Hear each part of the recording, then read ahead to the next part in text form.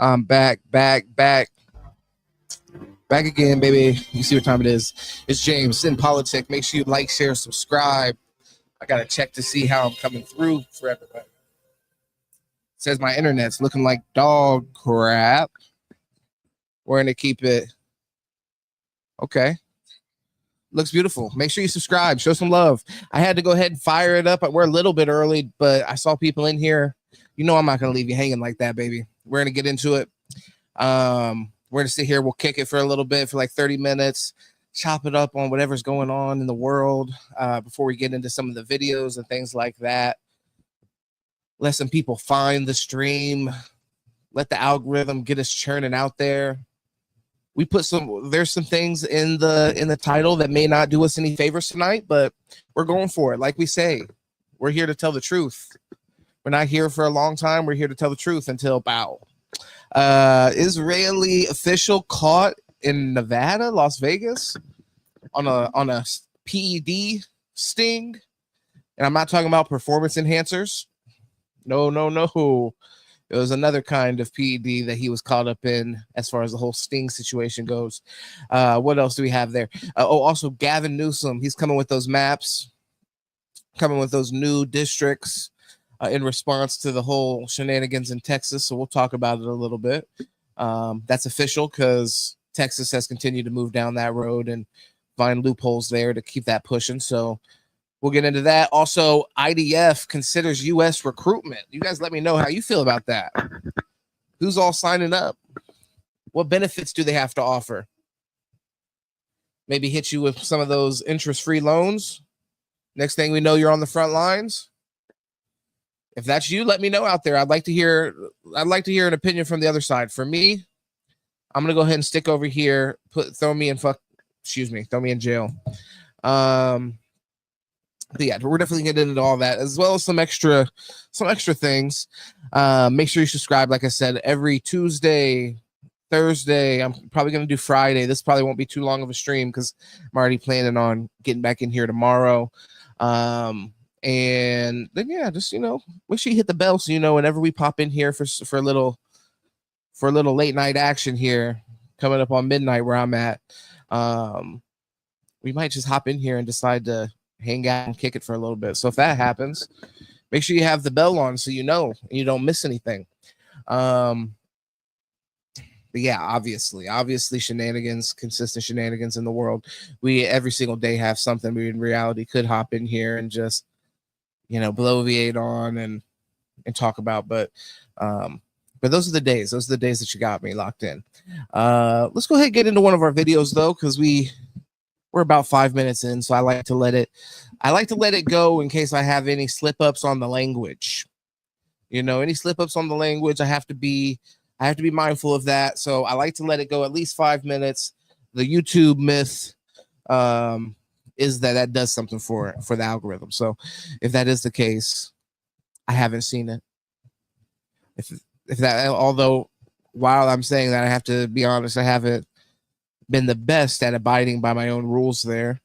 I think the best thing to kick us off with, though, just to set the tone for the podcast, is I did pull a slight debate between Mr. Norm Finkelstein. If you don't know who he is, he's the guy that you've seen talking about Israel and Gaza, and he talks extremely slow about everything that he's trying to say, and every point has to be extremely slow and delivered in a very methodical and slow fashion. That guy. So I don't know if you know who that is. I'm going to remind you here in a second if that didn't ring a bell. And then Cornel West, former presidential nominee, if you guys didn't know. And they're having a little bit of a conversation as far as how to handle, from what I saw, because I didn't see the entire thing, so we can have a raw reaction here. But the initial conversation seems to be about basically how to address things in America as far as like some of the backlash from the ongoing war in Israel and genocide in Israel. I think we could say that's 5 minutes just hit. Pow! Genocide right at the 5 minute mark. Fuck it. Fuck that shit. God damn it. We're 5 minutes in. Let's go. Let's let the chains. Let's go. Let's get a little loose in this thing. Let's get a little loose and let's have some fun. Subscribe, show some love. We're going to be listening to this video here. Norm Finkelstein with my man Cornell West. Fuck that child support. Those kids will figure it out. Let's go ahead. There's something revolting about being, as Harvard kept writing, to be inclusive of child killers. I find that just an utterly revolting concept. I understand. Why does he sound like that? Why does he sound like somebody's gripping the inside of his vocal cords or something like? But isn't it? But we just different kind of brothers. We got different kind of temperaments, man. I don't believe in just. Look at it this way. Look at it this way. Would you correct? The Harvard report had a very curious definition of edit. Did you catch that quick edit right there? He put his hand on the brother's arm. Do not do that in the middle of a fucking debate. Don't try to restrain me physically when you're already trying to speak over words. Anti-Semitism. Holy smokes. And I'd like to read it to you. Read it. We define anti-Semitism as an identity-based bias that has kept Harvard affiliates with Israeli nationality or background from fully participating in Harvard's educational, co-curricular, or social life, which basically means if Jews or Israelis feel left out, then it's a form of anti-Semitism. And a large part of the report is devoted to this phenomenon they call shunning. So to give a couple of examples, I'm quoting, Israeli students reported feeling particularly targeted and ostracized, frequently experiencing social shunning.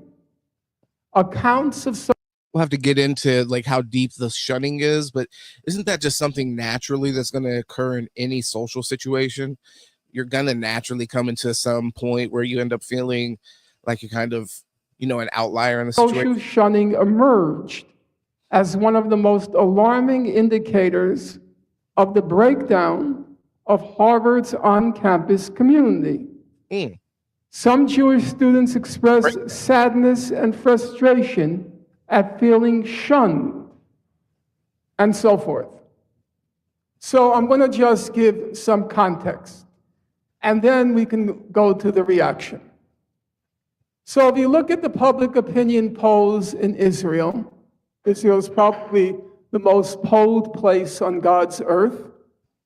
If you look at the public opinion polls, about 1/2 of Israeli Jews believe that Israel, the IDF, the Israel Defense Forces, should commit genocide in Gaza. That's not an exaggeration. The question that was put to Israelis was very concrete and succinct. When the IDF enters a city, should it kill every single person in the city? 47% of Israeli Jews said yes to that question. Can we drop the bomb for the guy? Yeah, that's something. That's I think a huge part of this conversation that I think has to be highlighted and gets glazed over a lot, because I understand the compassionate way of viewing this. You want to separate the military and the citizens and things like that. In a lot of cases, you definitely should. And even in this case, I think, there's an argument to be made that, you still should do that.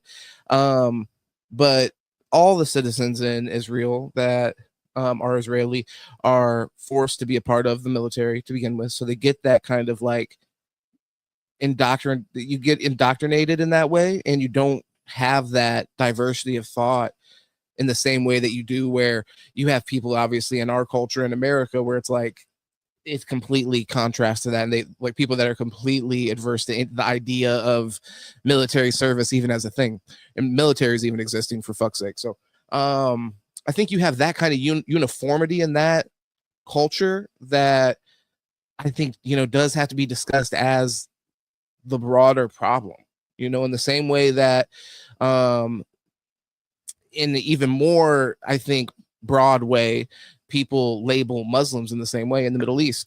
And it's like, I think this is a way more concise group to hone in on. And then there's evidence to support, the kind of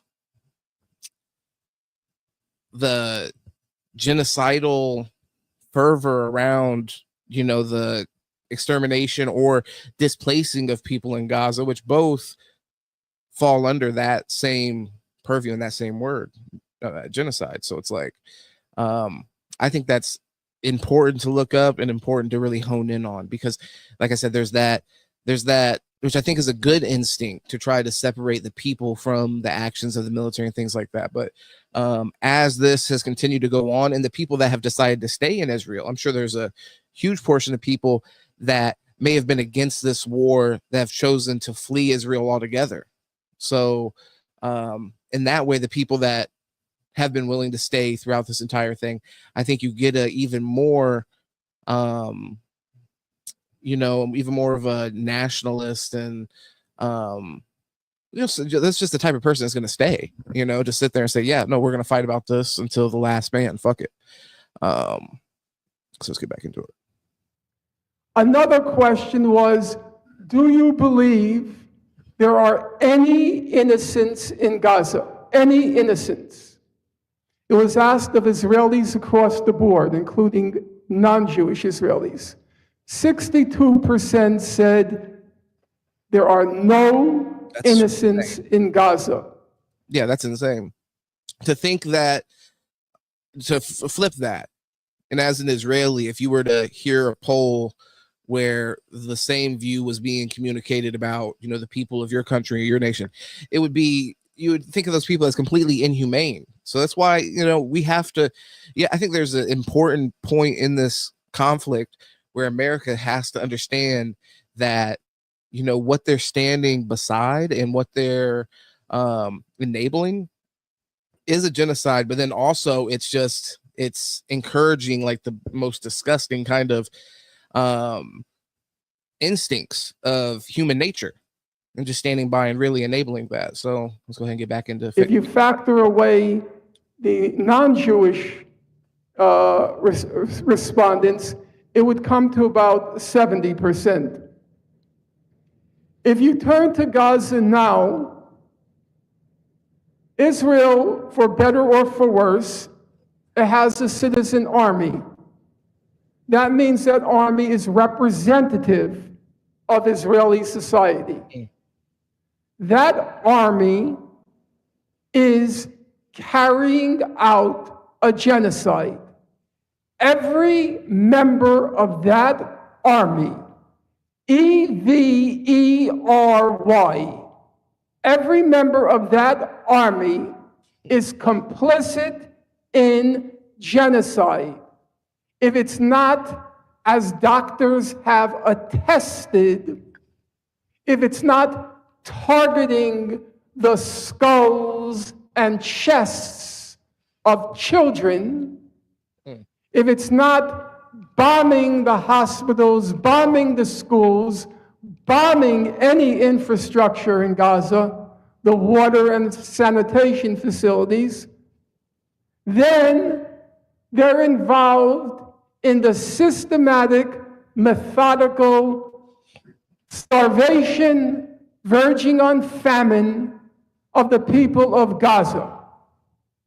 Now, when students, or I should say, when IDF soldiers come after their stint in the army to Harvard campus, or there are Jews who are publicly defending a real-time genocide broadcast across the social media. You gotta turn Finkelstein down a little bit. There's a little, just take the edge off the voice, just a tiny bit. The bulk of the report's recommendations are, we must be inclusive. We must be pluralistic. We must embrace everyone. I say no. They should be shunned. They should be ostracized. You ought not to be inclusive of child killers. You lose me there. Nadine. The only way that we can. Yeah, he went hard. Clap it up for Finkelstein on that one.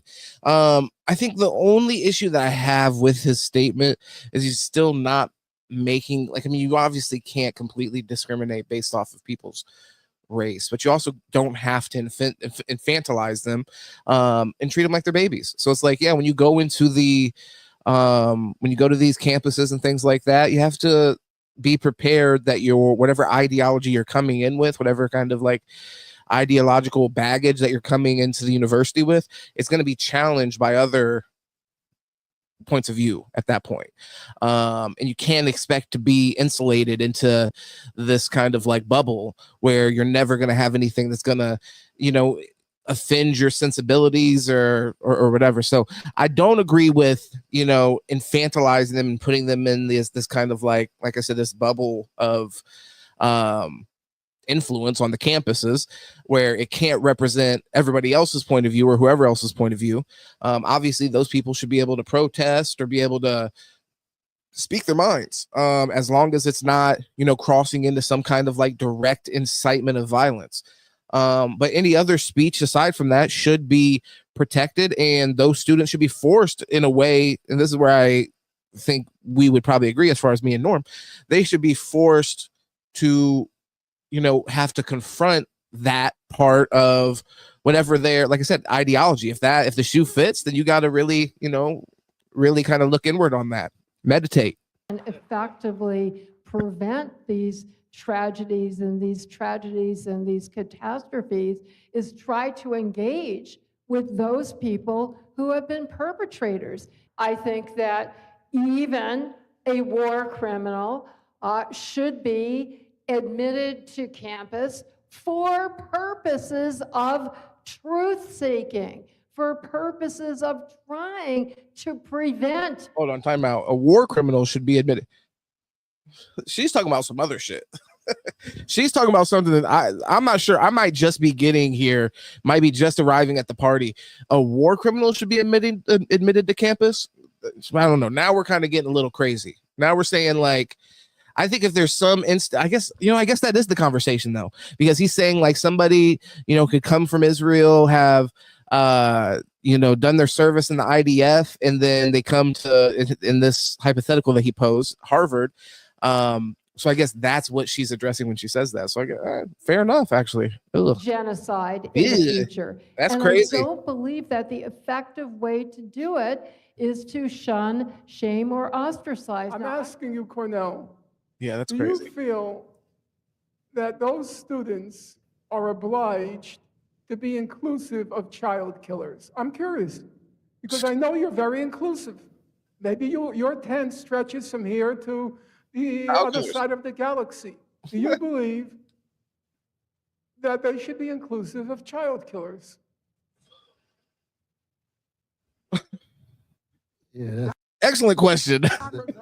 That's a hell of a way of characterizing it. Yeah, that's true. Because, you see, part of the problem here, brother, is that, I mean, the history of religions, which has been for the most part the history of barbarism in terms of institutional religions, they have specialized in shunning people. And once you begin to shun, let's talk about why the shunning's happening, though. You can't not talk about that. The next step is dehumanization, subjugation, and you're just redoing the same cycle that you yourself. I mean, is it appropriate to dehumanize the Nazis or whatever kind of, because they're now you're accepting the framing, and they're fighting on the framing of baby killers or people with war crimes, like what the lady just said.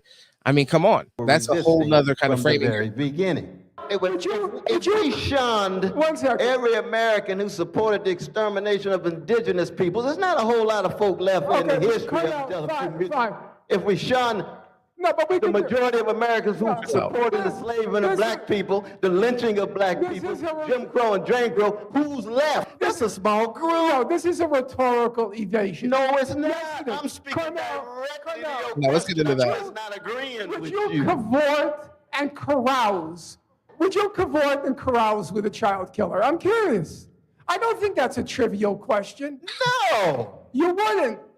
no. You That's would, why you no. would shun, Listen, you would shun them, correct? I would do more than shun, brother.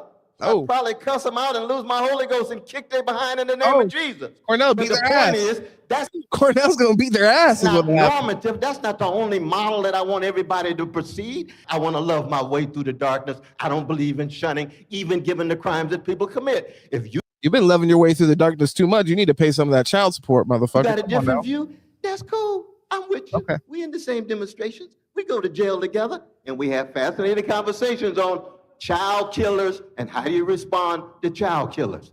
That's all. Yeah. Is that direct? I'm not sure. Oh, you're not sure? Oh, I see. I'm also not sure. I think it's a great question though. Like I said, the framing is, I think that's where they should have kind of had that conversation. It's a shorter clip than what I would have liked, to be honest. That conversation could have been expanded on a little bit more even, but yeah, I think once you accept the framing of, these people being directly involved in, genocide, if that's what you're going to accept the framing as, and Finkelstein was also saying the killing of children, all those kind of things. If you accept that framing, that is interesting. And I don't know, I guess it does challenge. And to what extent are you refusing to allow those people to participate in your university structure? It's interesting. Wiggy, what's happening, my brother? There is no such thing as justice in war. Crimes only exist for the loser. The victor will never judge itself, for the link's gone for victory.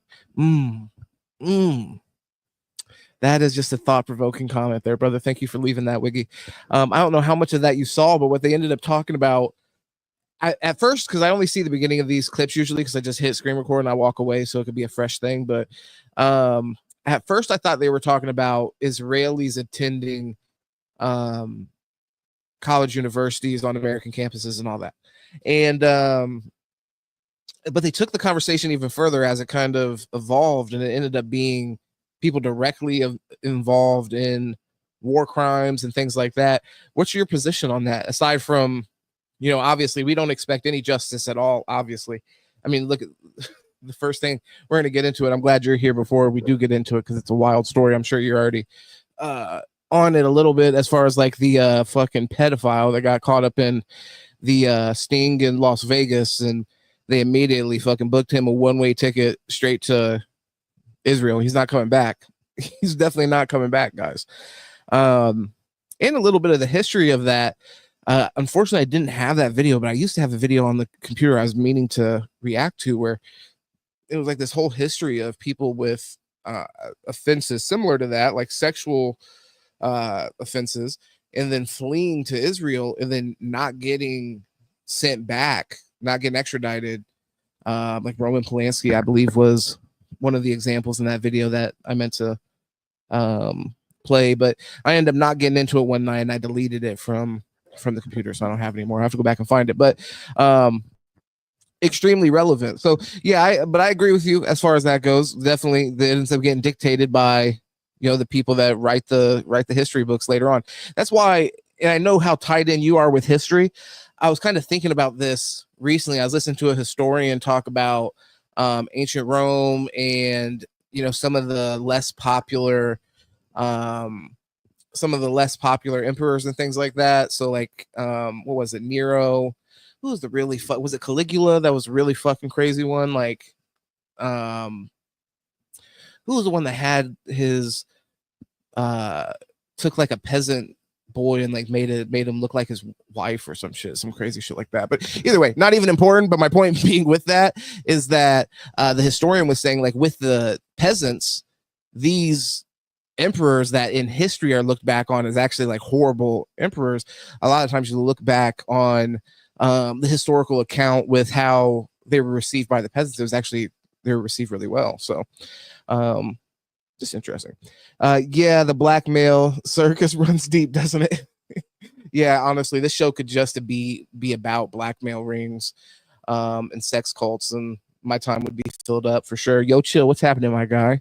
I have some wrestling videos to react to later on this podcast. I figured we had kind of like we had front load it with all the depressing shit, and then maybe like send us out with some fun videos to react to. As far as it's the videos that you ended up sending, by the way, in the Discord, which, by the way, check out the Sit and Politic Discord. Gotta fucking get around to getting that invite thing and putting it in the bio, but definitely some interesting shit comes through on there. Some crazy mind-blowing fucking shit. Actually, what am I even saying? I'm underselling it. I'm underselling it. Let's see here. They have no extradition treaties. Fucking insane. It's insane how there's like all this kind of like all these things that wouldn't be normal with another ally. You know, that's something that you would kind of like just assume. If we have somebody who's a fucking pedo, and they run to a country that's our greatest ally, or just an ally in general, really, but in this case, greatest ally, give them back. Give them back. They're fucking trying to assault our kids here. Not cool. Bring them back. Can we have the fucking pedos back, please? We need to put them in prison. Are you just gonna let them fucking, you know, work your fucking cybersecurity? Sketchy. Why the fuck is he home right now with his computer? You know what I mean? Like, they just let him go back and just go right back to fucking life like there was nothing going on. He's decrypting fucking CP as we speak. Man has it in a file inside of a file inside of a file, like Russian dolls. Sick fuck. When you had him, you can't let him go. That's the thing. And then honestly, but this, I'm not even under any kind of like, you know, any kind of spell with our government as far as it's pertains to this, at least. Obviously, he's the only person even involved in the sting, from what I read, that didn't even get charged. I'm excited to see because initially this got put on my radar from Breaking Points, and Sagar had reported something, so I saw they had another video about it, so I did pull that for us to react to today. So we got to get into that, of course. And then what else was there? Shit. Yeah, kids hate women. That's just in. And then some of those wrestling videos. So let's just go ahead and keep on going down this line of inquiry with the world's greatest ally, Israel. What's this one? The radical left is burning down our country and oh, that's a little sneak peek. We'll get that later. That's just too good to show right now. I'm sorry. Guys like that dude that fled are just the lowest levels. Yeah, but even the lowest levels, the motherfucker's getting off like it's no problem. But I mean, I agree with you. I don't think he's like pulling the strings or anything like that. But the video that I have from Breaking Point specifically says that he got like lined up with a attorney that represented Trump and that has like these ties to Israel. So I don't know the specifics. I haven't watched this video or looked into it quite yet, but they basically run the local rings, typically targeting lower level politicians. They basically run the local rings. Okay, yeah. I mean, shit, just in every city, just have one, and then, you know, all the politicians, you get them to go there and live on camera, they're fucking doing what they do. So it's just like, to think like how compromised the entire system is and how blatant it is pretty astonishing. Yeah, let's just get into that. Fuck. All right. This is going to be about the Israeli fucking chief of fucking cyber CP and fucking Israel. This guy got caught in Nevada doing what he does.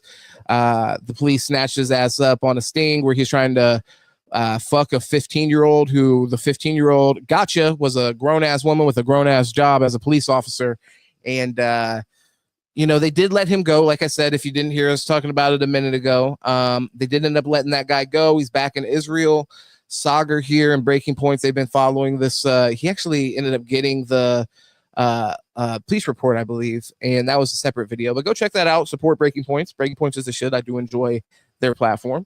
And we'll go ahead and see what they have to say about it and get into it. Let's talk about this new update, shall we, on this Mr. Tom Alexandrovich. So I wanted to provide everybody a fulsome update. As I have said earlier at the top, Las Vegas, you guys are like a mafia state. Like the blackout that I have now gotten from people who I originally. By the way, Las Vegas literally is a mafia state, right?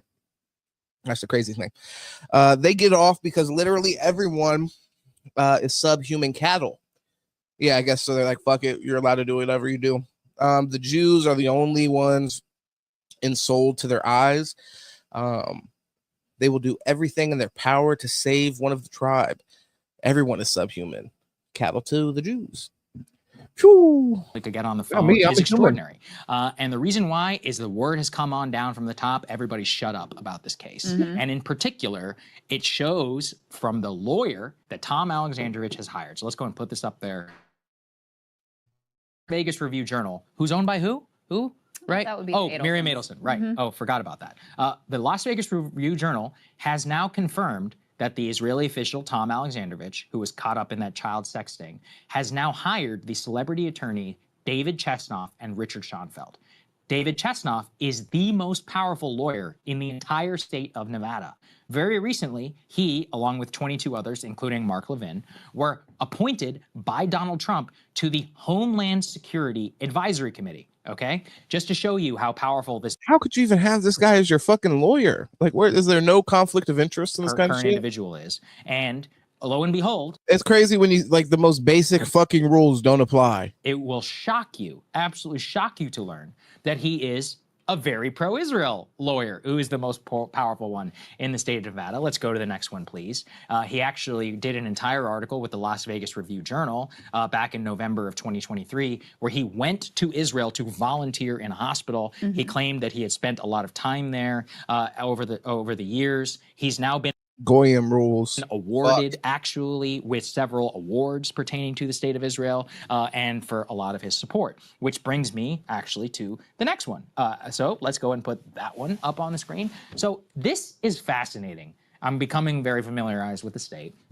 Back in 2021, it was actually kind of a scandal in Vegas because David Chesnoff, the lawyer now for Tom Alexandrovich, donated $30,000 to the Clark County DA, Steve Wolfson. Steve Wolfson is the person who is in charge of prosecuting Mr. Alexandrovich. Now, people need to understand that this famous defense lawyer donates $30K to the Clark County DA, Stephen Wolfson. Now, we are currently in a situation which they called pay-to-play justice in the scandal there at the time, where Mr. Chesnoff is now representing Tom Alexandrovich in the very case that DA Wolfson is prosecuting this Israeli government official for.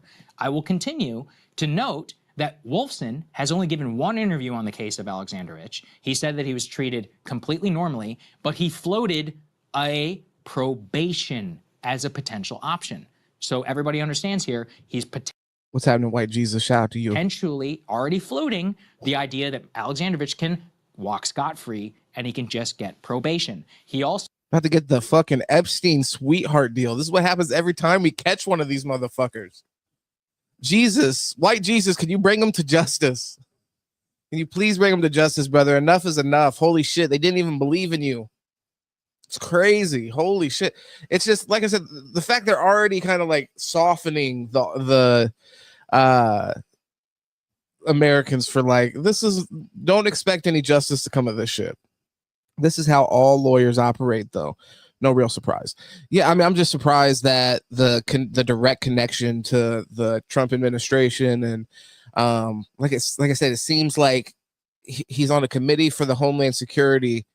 This guy works in intelligence for Israel. It's like, it just seems like that's just too crazy of a connection to not to mean something. You know what I mean? But I mean, it's also like such a fucking blatant connection. Said like, currently that he doesn't have any concerns, like 2 degrees of separation right off the bat, about Alexandrovich's return.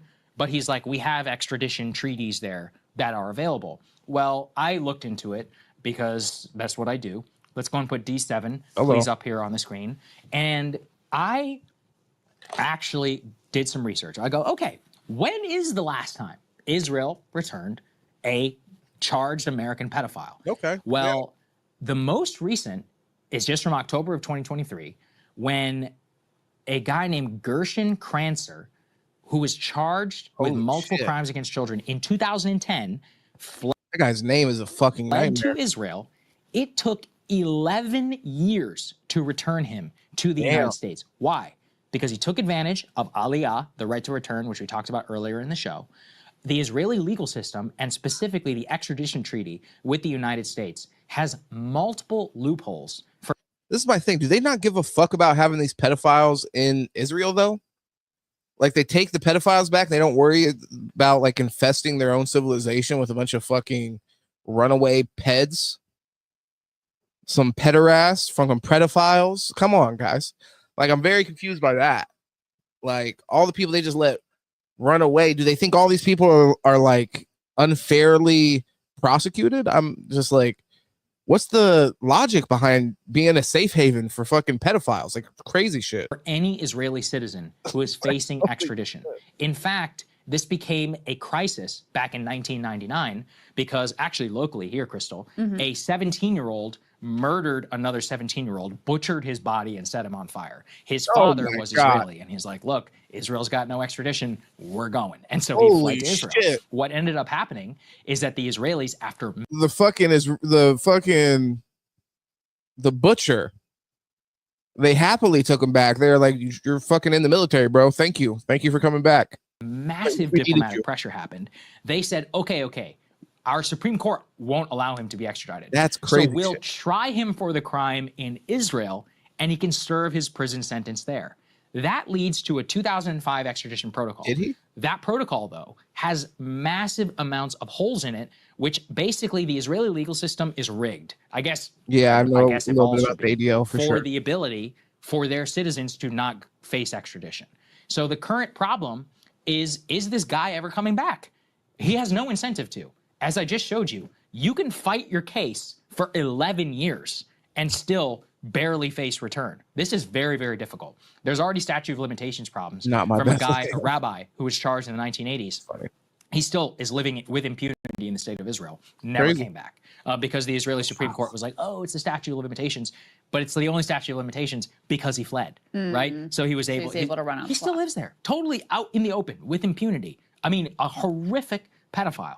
And so every ounce of research I have seen here is that this guy who worked for the government, and if he wants to, basically if Trump doesn't put any serious pressure on the government, we will never see him again. Because think about it, the prison sentence for this charge is 1 to 10 years, and the DA is already floating probation. You're going to fight a guy for 11 years for extradition to come back and serve a 1 year? I think we should, to be clear, just to set an example for all of our diplomats. But the road is set to the sweetheart deal of all time. And so I'm just laying the groundwork for the powers that be. They are out in full force to protect this guy. From Chesnoff to Adelson to the government. I mean, it's all out there. There have been a lot of focus on this U.S. attorney Trump appointed who she's very Sigal Chattah. Yes, she's also very pro-Israel. Wasn't she born in Israel? What's her? I don't. She's very committed Zionist. She was born in Israel. I know deleted her. That's what I showed. What you guys got a little sneak peek of earlier that I'm going to play here in a second, actually. I didn't know they mentioned her in this video. I'd seen in another thing where she got mentioned. That's why I pulled the video. So actually, just happy accident. But I actually have her campaign ad, which is called Born in Israel. So, or Israel Born or whatever the fuck. Wiggy says a bunch of oh, by the way, also White Jesus said not in my Bethlehem, which, yeah, I mean, your Bethlehem seemed a little violent as well, to be fair, brother. But overall, I feel the sentiment, and I believe it wouldn't happen in your Bethlehem today. Let's see here. So a bunch of anti-Semites hung a Jew named Leo Frank back in the early 20th century. The case itself is fascinating because Leo Frank blamed a black man too. Interesting. It bothers me so much. These people say every word except Jews. You're saying the people that were watching Breaking Points? I haven't. Her account on Twitter, I believe, after she came under scrutiny for potential involvement in this. Like, what can we say about her? I noticed that, scrutiny on her? It's kind of complicated. Yeah. So So here's the thing. She is an Israeli-born American by her own definition. She has multiple previous posts on her personal Twitter account where she had basically said, I'm very pro-Israel, etc. the thing is that cheering for the destruction of Gaza. Yeah, destruction of Gaza, etc. Right. So she's now the acting U.S. attorney for the state of Nevada. Now, the thing is, what makes it sketchy, and I have yet to uncover any evidence that the feds actually did intervene, but the facts make it's pretty difficult to explain that the federal agents, FBI and HSI agents, who were the first people to question Alexandrovich, did not give a heads up to the U.S. Attorney's Office.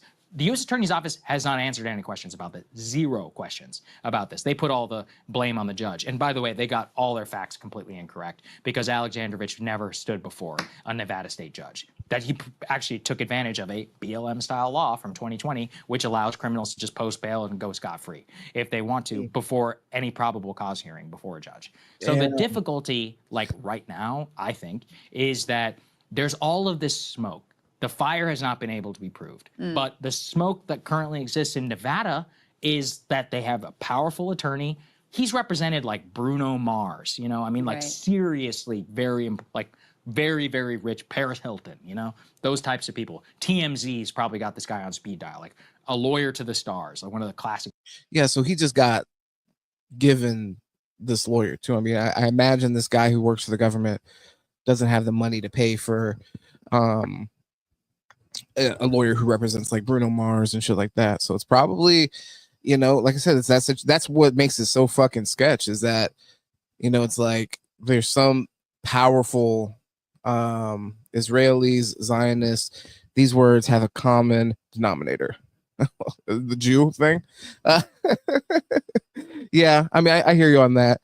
And I think that it's fair. A Zionist, I think, is a little bit more accurate because it doesn't isolate it to just the nation of Israel. And I do agree with your point here because I think that a lot of what gets hid behind is like in a lot of what like people Jews use as like this kind of like shield is that, you know, oh, it's Israelis, but there's many American Jews or Jews that, you know, live in other countries that are just part of the diaspora that put the allegiance to Israel first. That's not even up for debate. I mean, we're talking about some of these people right now in this video where you're talking about somebody who's a attorney general in fucking Las Vegas. And like I said, we're going to play her video.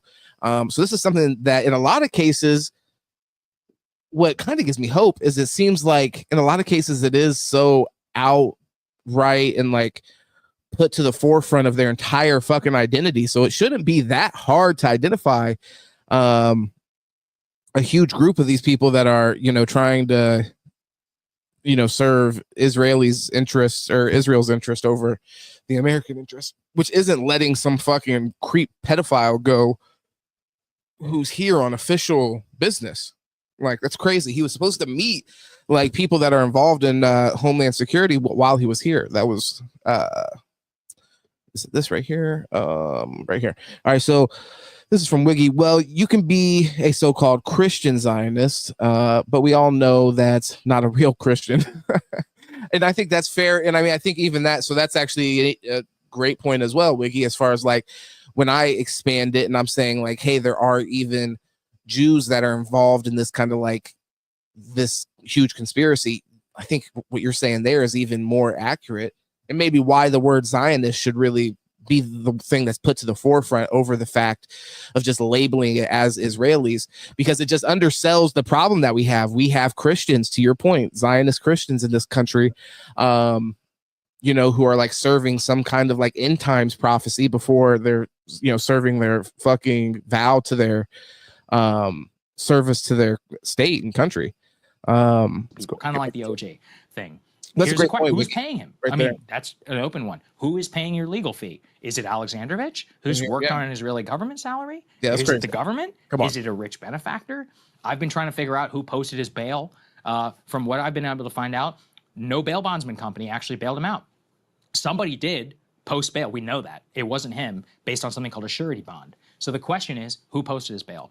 Again, total blackout from Henderson City. So there's still a lot of very sketchy stuff here. I personally think what's going to happen is he's going to get probation and he's going to walk. And the question will be, is he going to get special treatment compared to these Probation for trying to fuck a 7 kid. others who were caught up in this thing? Right. Not that it never happens here to begin with, but come on, you have somebody who is involved in the intelligence agency of another country. This is all like deja vu, obviously, while I'm saying it out loud.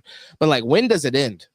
And how outright and like in the open does it have to be for it to be something that we're going to actually address? Like, that's fucking crazy.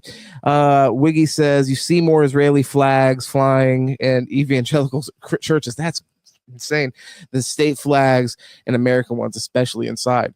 Yeah, I need to go ahead and just make a trip down all to of whom who have been charged. one of the churches in This my man area. remains uncharged by the check state that of out. Nevada. He's the only individual caught in the sting who hasn't yet been charged. I've been checking every day.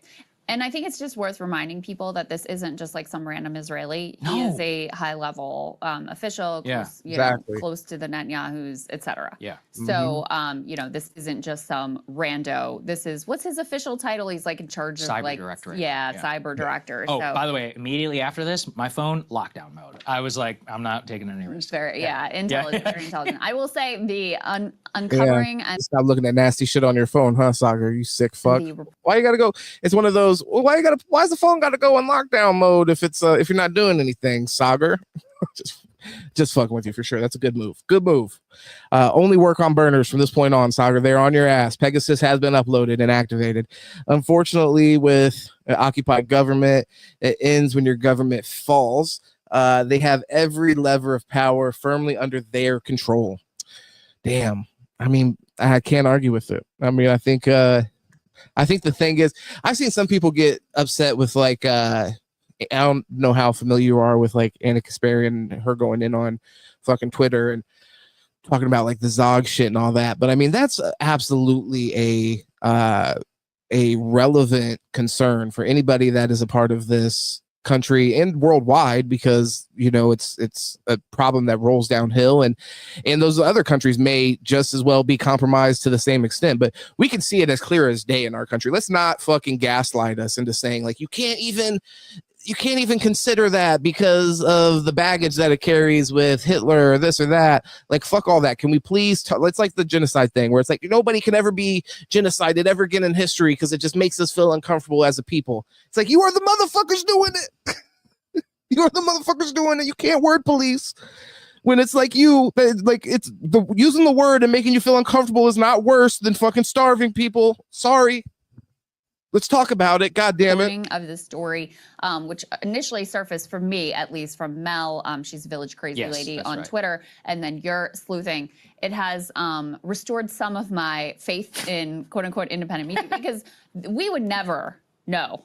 If Oh, it no, wasn't we would not for, independent journalists, we would never know anything about this whatsoever. No, it's true. Him just like hurrying up and leaving to Israel, that would have been the end of the story. And, there would have been like a little local crime news story in Nevada that no one would have picked up on. Certainly the mainstream press wasn't going to dig into This is my beef. No offense, Nevada local journalists, but like they don't understand the political implications. So for them, one thing, not to be a fucking kumbaya guy or all this. I'm not. A lot of shit that we're talking about is totally fair to be black pilled on and be like, this is just fucked. They're walking fucking pedos to the private jet and sending them on their way. But this is a good kind of example of, you have Crystal, who is like a fucking left wing socialist, and you have Sagar, who is a kind of traditional conservative. And I mean, they are both locked in here on the fuckery and like kind of clear-eyed, as far as like, generally speaking anyways, clear-eyed on where the influence is coming from and things like this. So I think this says a lot of good for our the kind of like public discourse that's going to happen around it. But what they're touching about right now is the interesting part, and why you have like so many people who are like older, like who the fuck supports Israel at this point? Like, to think how much dick sucking happened on the for Israel before this, or just over the past like 20 years, or even think about still how you hear politicians talk about it that are bought and paid for. But the only people that, when they're speaking their actual mind, and they're actually free to speak at will, whatever their opinions are, the only people that still support Israel are people who are Jewish, or old fucking Republicans. Other than that, like the entire spectrum is going to be people that are like, from what the fuck is going on, we shouldn't be enabling it, to fucking completely take away its fucking ability to be a state to begin with. So the spectrum is large as far as that goes, but for the most part, the amount of people that are, you know, pro-Israel at this point, it has dwindled to a crazy extent when you consider, like, you know, 10 years ago, 5 years ago, I mean, really before this, anybody would have said, for the most part, you know, it's our closest ally, at least. And it's because the one that we would have thought that we are exerting the most kind of influence over, and it exists at our behest. But then now, you know, that's being challenged for a lot of people that were in the dark on that. So, you know, it's an interesting time. Yeah, they have to give us something. This lid was about to, yeah, I mean, and it's still, this is just another thing adding on. These fucking disgusting fucks can't keep their dicks in their pants or keep their dicks away from fucking minors long enough to let this shit blow over. Now this all just kind of reinvigorates the same conversation around, you know, like I said, this is very reminiscent in a way of the whole Epstein situation, not with the same level of scope, but it does, you can't help but be reminded of that when you think about the same kind of sweetheart deal that he got, where he was fucking leaving prison during the day to go work for like 12 hours, aka work doing what? Come on, he was lining up appointments for fucking presidents to get their fucking balls licked.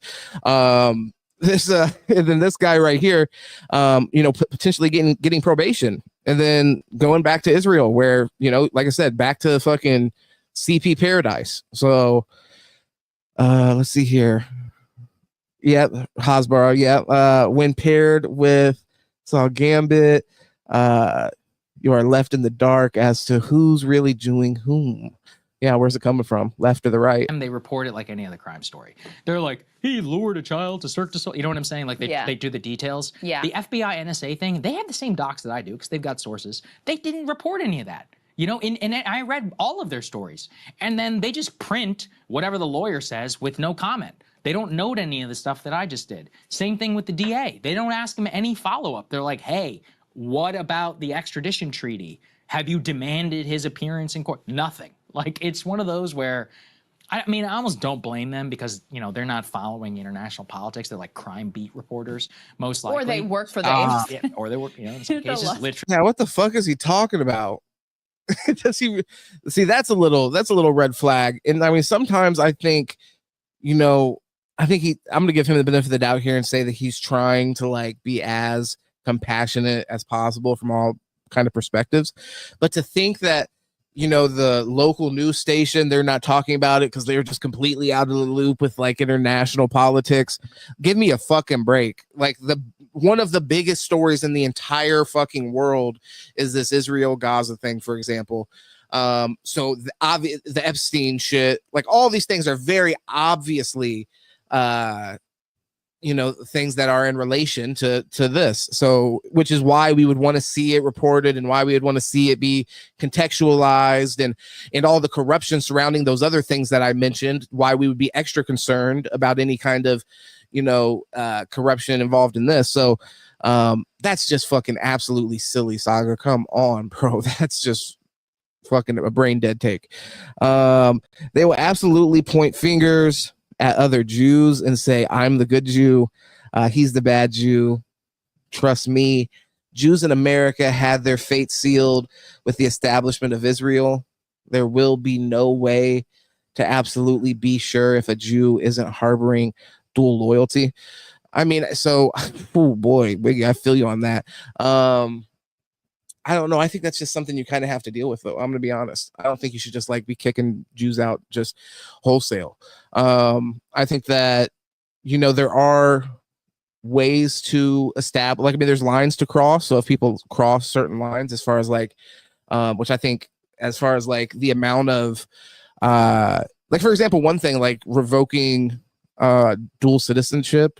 So, I mean, I think that's something to, especially if you're involved in, if you're going to be involved in government, I think that's a serious thing to consider and potentially require of people working in government. So I think things like that are up for discussion. But I think once you start talking about excluding an entire ethnic group from your country based off of, you know, the fact that they're a part of some greater diaspora, you know, organizes around these kind of like these kind of not even national, international projects.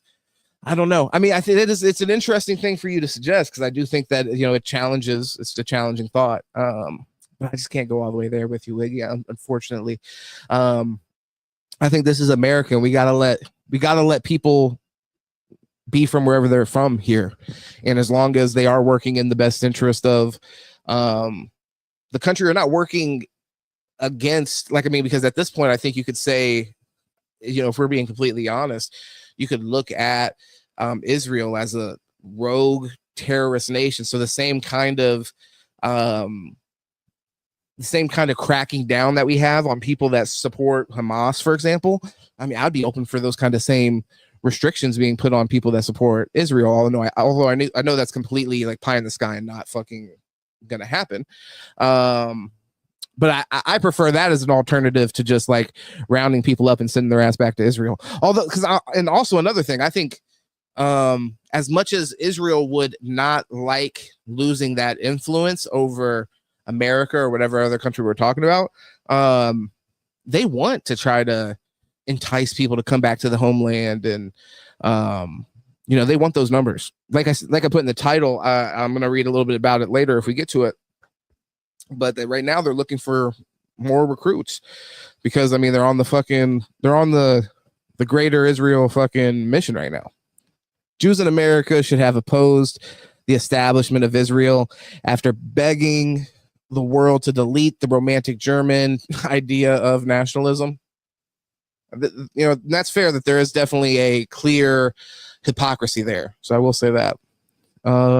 Just like we assumed every Jap was an enemy in World War II, we just couldn't know. Yeah, but I would say that's wrong too, to be honest. I don't know. I don't want to, you know, I do think there's like a moral relativism, and so I do want to be thoughtful to the position that they were in, of course, and that's a difficult decision. But yeah, I mean, I don't know. Do you think in all reality that we had to round up all the Japanese and put them in camps? Do you think that was really honestly necessary? I don't know. I lean towards, from a privileged position in the present, I lean towards that, you know, that was a mistake. But you know, so here Belisha begged us to save European Jews, begged us to forget the European tribe over humanist values. Hey, bro, I miss the European tribe too. Don't even get me wrong, Wiggy. You know, brother. Come on now. Like I said, I'm mixed with fucking all the shit in fucking Europe. So it's like, I am the European tribe. I got Spanish. I got Italian, Irish. The European tribe is me, brother. I'm in there. Trust me. You know what I mean? So I feel you. I love my brothers. Don't even get it twisted. But you know, I think, like I said, the tent is a little bit bigger. When we're talking about America, that means more to me. And maybe that also, I'm speaking from my own perspective, where it's like, those aren't things individually, although, you know, I romanticize them in a way and appreciate, you know, whatever kind of like history and things like that I have that's kind of like attached to me in some kind of distant way. I don't value it over a kind of general American identity that I think isn't beholden to any kind of like, you know, specific look or race or ethnicity. I think that's a more of a broad term. Let me get to what you're saying though. Let's see here. Wrong, sure, but morality goes out the window in the struggle of the nation. Yeah, I mean, and let's see here. Nation is a tribe. Okay. And yeah, I mean, I guess it's conceptually that idea of a tribe, just, you know, scaled out to, you know, the states and things like that. So I think that's fair to say. But that's where I'm like, I don't associate that with any kind of like specific ethnicity when I'm talking about, you know, whatever the American tribe is. We're a multicultural tribe in that way. And as far as like your other comment, with the Japanese. Yeah, I mean, so the initial part you're saying wrong, so we're on the same page with that. And I totally understand your follow-up there. We were saying like sometimes you have to compromise whatever your, you know, typical morality might be based off some kind of like, you know, need in the short term as far as like to, you know, self-preservation basically. And I hear that, and I think that's a fine argument. I just wonder if, you know, this is kind of like counter history and all this. So, you know, we're really just having a hypothetical conversation, but there's no way to know whether we could have achieved a similar end without compromising our values in that way. And I wonder if that could have been the case. And I think that's worth exploring. I don't know and I mean, that is the argument. And I agree with you. I think that is the argument for anything like, you know, creating things like concentration camps or whatever. It's never really an argument for like, this is an outright good. You know, I don't think anybody's saying that. I don't think you'd be saying that. So I think we are on the same page with that. But I do think it's worth considering, could we have achieved the same ends or similar ends or better ends without, you know, doing that? So does Israel have a right to exist? Sure. Why not? Without our support, let's see how that lasts. Yeah, I think that's fair. And well, really, that's pretty much, that's where I'm at with that. And I think the conversation as far as like any like maintained support, I think I'm further than even the farthest left. I'm with basically the farthest left as far as like the politicians currently that are arguing for things like even taking away defensive weapon systems. I think we're to that point. I think that has totally emboldened them to act in the way that they have, and completely gives them this kind of like unrealistic, which I mean, I guess we've enabled it to be a realistic existence, but where you can be in these kind of like these all in out wars, offenses to these other countries surrounding you, and then you don't have to worry about the offensive coming back, and you don't have to worry about the defense is already provided for you. So yeah, I take serious issue with that, and I think we're in the same position as far as that goes, Wiggy, as far as like it's time for them to stand on their own as far as that goes, and definitely not recruiting from inside America or American troops in general. I wonder with the recruiting aspect, and like I said, we're going to look into that later because that really interests me, but I wonder if they're talking about more of a like recruiting campaign to go after, to really try to like entice American Jews to, you know, go take their right to return. I wonder. Right here, let's finish this. Yeah.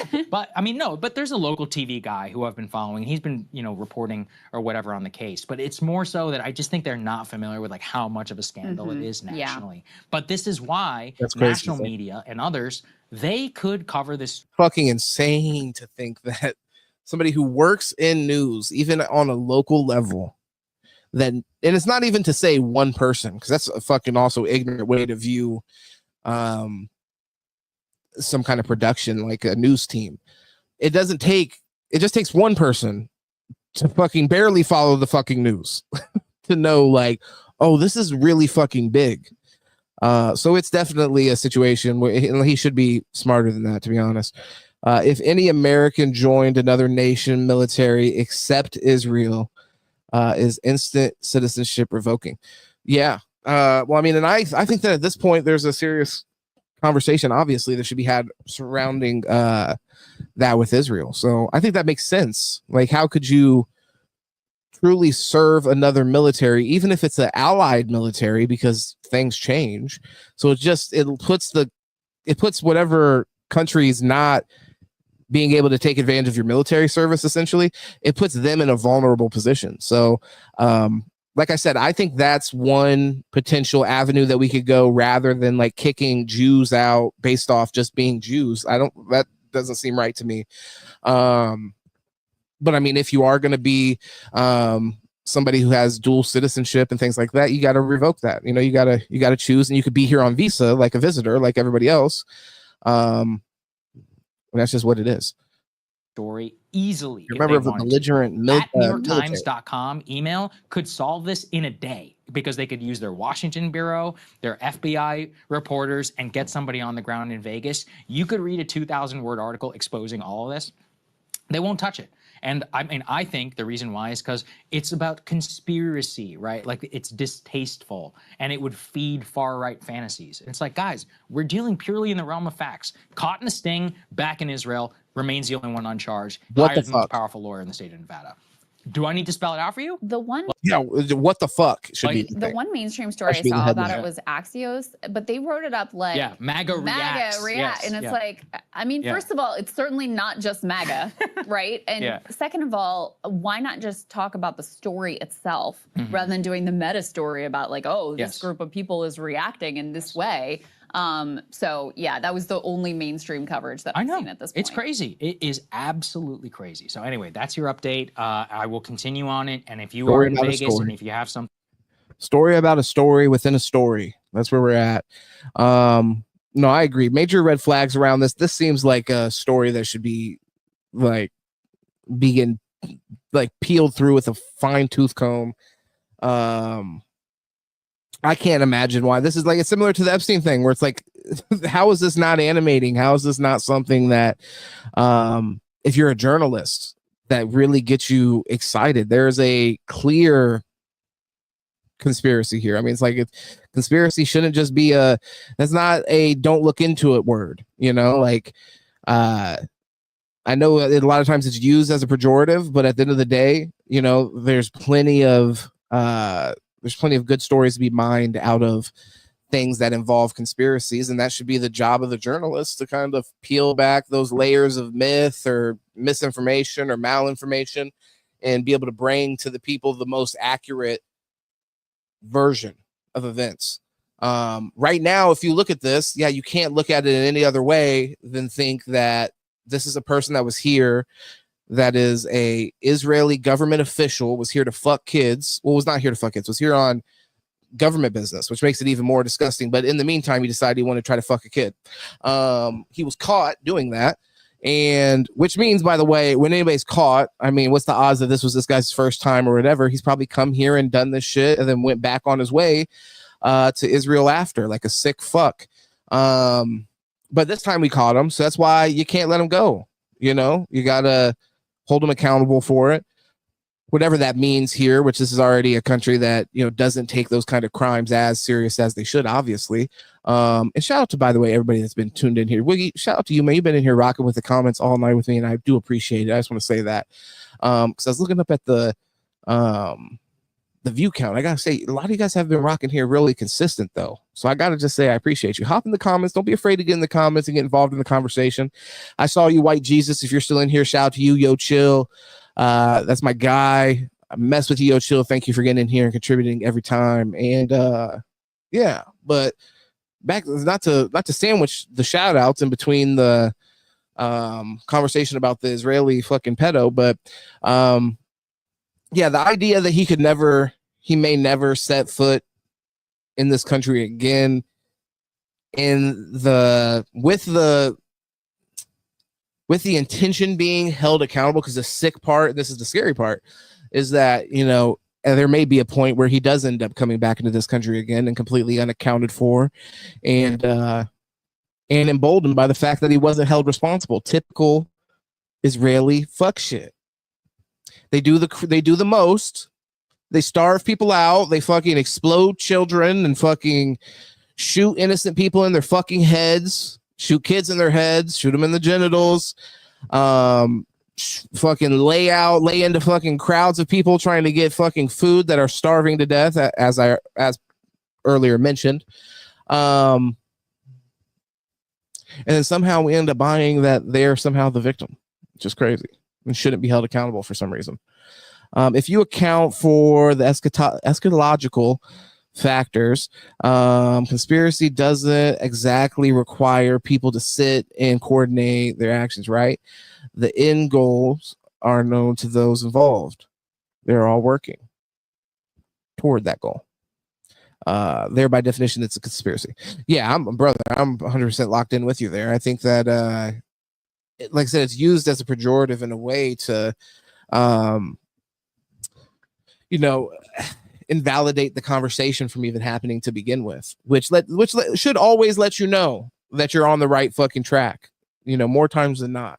So, if in reality there's not any veracity to the claims, then I think that let that spell itself out. But in this case, the motherfucker was caught red-handed. That's why it's like we can't even question, like, to think that this is some kind of like crazy conspiracy or whatever. Like, it's out and right. You don't have to take this, like what Sagar said, you don't have to take the story so far as to say, like, and I think it's possible this guy wasn't here, at least in this instance where he ended up getting caught trying to fuck the 15-year-old. That may have not had anything to do with state business necessarily, although it does speak to the depravity. But either way, so yeah, you don't have to like run with this whole story that's like this huge giant conspiracy that connects this guy to a pedo ring or something, which, I mean, I wouldn't be surprised if he was in fact connected. We should be investigating him and finding out if there is any kind of connections like that. I mean, I don't think that this is when I worked sales back in the day, this is what they would call a lead. This is what they call a lead, when you like figure out a little piece of information and then that makes you think, I wonder if that person wants a 2006 fucking Odyssey. I wonder. They bought one 2 years ago.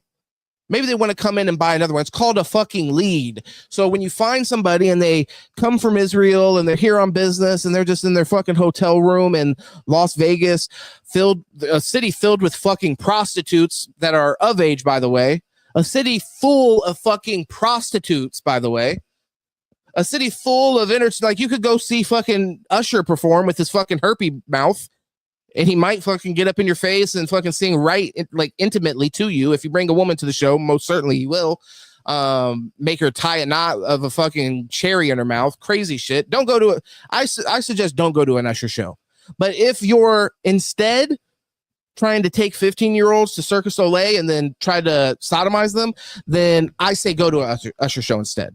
Or I say hit the blackjack tables, hit slots. Let's see. I don't know. Maybe go see a magic show. I'm trying to think, what else could you do in Las Vegas? Go to a pawn shop, pawn everything that you fucking own before you take your fucking disgusting ass to the fucking Cirque du Soleil with a fucking 15-year-old. You do any of those things. And you don't end up in the situation that you're in. But this is the thing. If you have one of those nice little convenient yellow stars on your passport, the stars of who, David himself, then you know what, it doesn't matter. Let's get out of jail free. Who gives a fuck? Let's go back to your just go and get. They said just say, get out of here, you little rascal. What are you doing? Shmuley? What are you doing, buddy? Get out of here, you little rascal. Come on now. She was a cop, silly. Now the rest of you guys are all going to jail and your life's being ruined and you're going to be labeled a sex offender for the rest of your life. Rightfully so. You tried to fuck a child. This guy, though, get out of here, buddy. Come on. What did you think you were doing? You were going to go to Cirque du Soleil? Come on, you sick fuck. If no evidence is found to implicate the coordination, it's dismissed as indeed wild conspiracy, because no one likes to apply identity to the religions and philosophical views of those involved. I mean, I think it's fair to speculate, but as far as I understand why like a news station would be hesitant to make that connection without any outright evidence. But I do think it's fair to investigate that. Like I said, it's a lead. At this point, you should be peeling back the rest of his life to figure out exactly, what all did he do the entire time that he was here? Were there other things, other red flag behavior? Now there's no interest for that. And I think that that is pretty clear as to why. I mean, we'll say, look, it's a Thursday. Well, it was a Thursday and it was a little late when I hopped on here. But we've been stuck in the mud up here with the fucking views. Like I said, anybody that found us tonight, shout out to you. But it was another experiment. I put Israel in the title, and I did put pedo in the title, so I thought that might kind of fuck me a little bit on that one. But once again, like we said, we got to talk about it. This is a fucking phantom zone for the Sitting Politic boys. Was General Zog? Oh no, General Zog. Oh, shout out to General Zod, though, the real guy. But I guess I'm General Zog in the fucking phantom zone. No. Shout out to Christopher Reeves as well. Fucking legend. It's almost like Americans have let two specific religions have free reign over our destiny. It is kind of, I mean, I can see that. Definitely people who are influenced by those things and those ideologies and like inform all the decisions that get passed through. So, I mean, you're not wrong. I had a few other things attached to this. What do we want to look at? Oh, well, I think this is more related to what we just saw. So we were just hearing about the guy in Las Vegas fucking off back to Israel. No consequences. Maybe it'll be probation. Maybe it won't. We haven't even charged him, though. Please forget about it. This right here is the Attorney General of Las Vegas. I just wanted to introduce you guys to a little lady named Segal. Jews in the streets and Ilhan Omar. Okay, hold on. Gotta take this down. Segal. The radical left is burning down our country and attacking Jews in the streets, and Ilhan Omar. I rock with the radical left. I fuck with the radical left heavy. Is fanning the flame. They had Ilhan in hell. Segal Chata, an Israeli-born lawyer running to be America's #1 conservative attorney general. I'll stand up to Ilhan Omar and take her team to court for defunding our police, opening our borders, and teaching our kids. Ilhan is in Minnesota, if I remember right. I'm 98% sure Ilhan is a representative of Minnesota. To hate each other based on the color of their skin. I need your help. The left is pouring money into this seat so they can put more criminals on the streets. Can you chip in $25 right now? If enough patriots come to right now is crazy to say. She's applying pressure. This lady is yeah. I mean, what needs to be said? It's so loud, you know? I don't even need to say it because it's so fucking loud.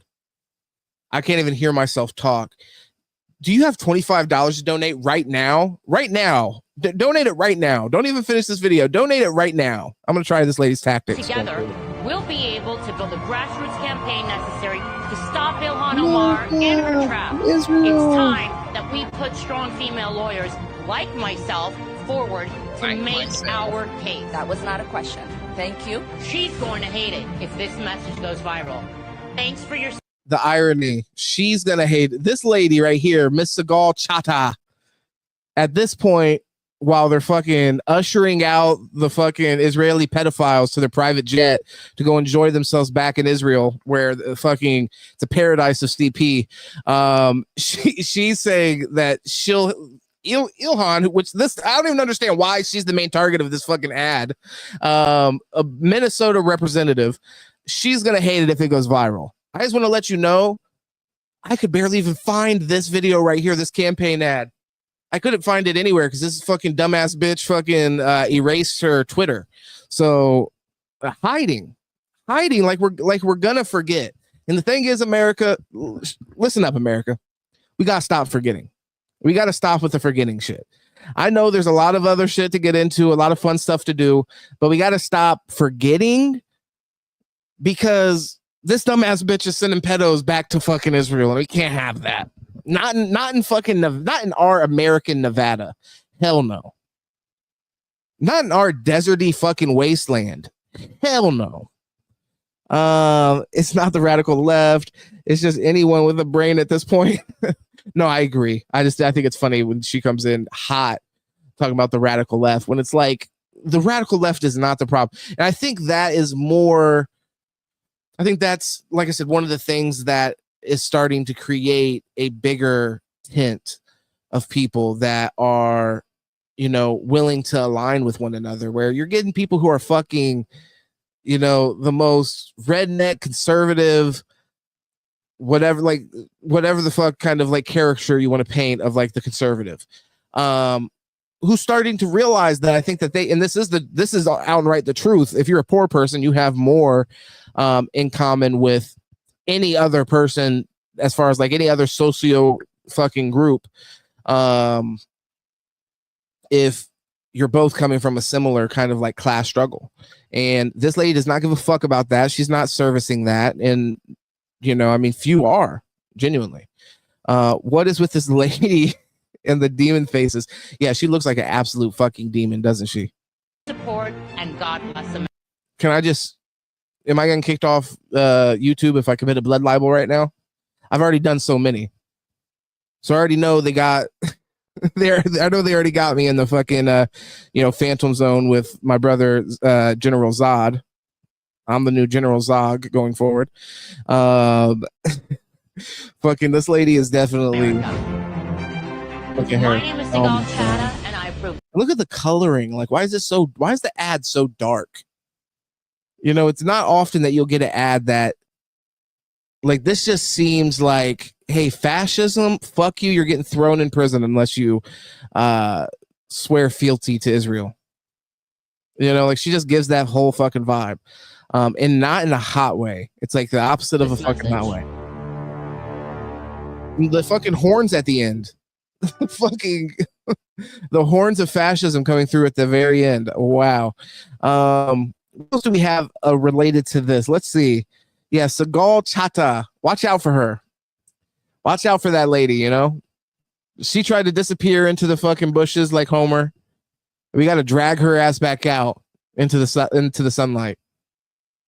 Like, bitch, why the fuck did you let some pedophile come here and try to fuck one of our 15-year-olds and run back to Israel? Crazy. You know, you already know who this is. This is the fucking head demon himself.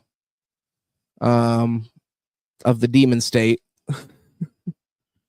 You know, it's very hard to fight the the deception, the lies, the starved children. The pictures of starved children are turned out to have hard to fight that. It's hard to fight their deception and lies. That's true. All of the lies and deception, when you end up getting caught in those, it's really hard to, fight when you're getting called out for that kind of shit. And then the pictures of people starving and things of that nature that you're responsible for. It's really fucking inconvenient and difficult. Have cerebral palsy or other congenital diseases that leave them emaciated. And Israel is, of course, accused of starving children, pretty much the way that in the Middle Ages, Jews were accused of killing Christian children for their blood. So, what do you Did we look into that one? Did we actually look into that do one? against the lie that circles the earth 10 times before the truth has a chance to emerge? You have to shorten the war as speedily as possible. And frankly, we also have to do something about the algorithms and the social networks. This is a big challenge. I don't want to dismiss it. After me. Yeah, so that's, by the way, in case you missed the main part of that. And frankly, we also have to do something about the algorithms and the social. There you go, the algorithms. If you remember, I played a video probably a couple weeks ago now, because I want to say it was on the Nelk Boys interview that I played part of, where he's like, you guys are censored here. They don't let you just say whatever you want to say. Say what you want to say. Let the truth be. Let the truth be the light that carries everyone. What the fuck ever you saying? So just an obvious fucking disgusting hypocrite, but I just thought that was interesting. That came across my timeline today, and it just immediately called back to him, the other propaganda run that he was on, where he was saying, like, of course, let people talk about things, let people be open about it. And then now you hear him saying the propaganda is really it's really inconvenient for us. The pictures of the kids starving and stuff is like, that's a tough one to say as a blood libel when it's just a picture of a kid that's starving to death.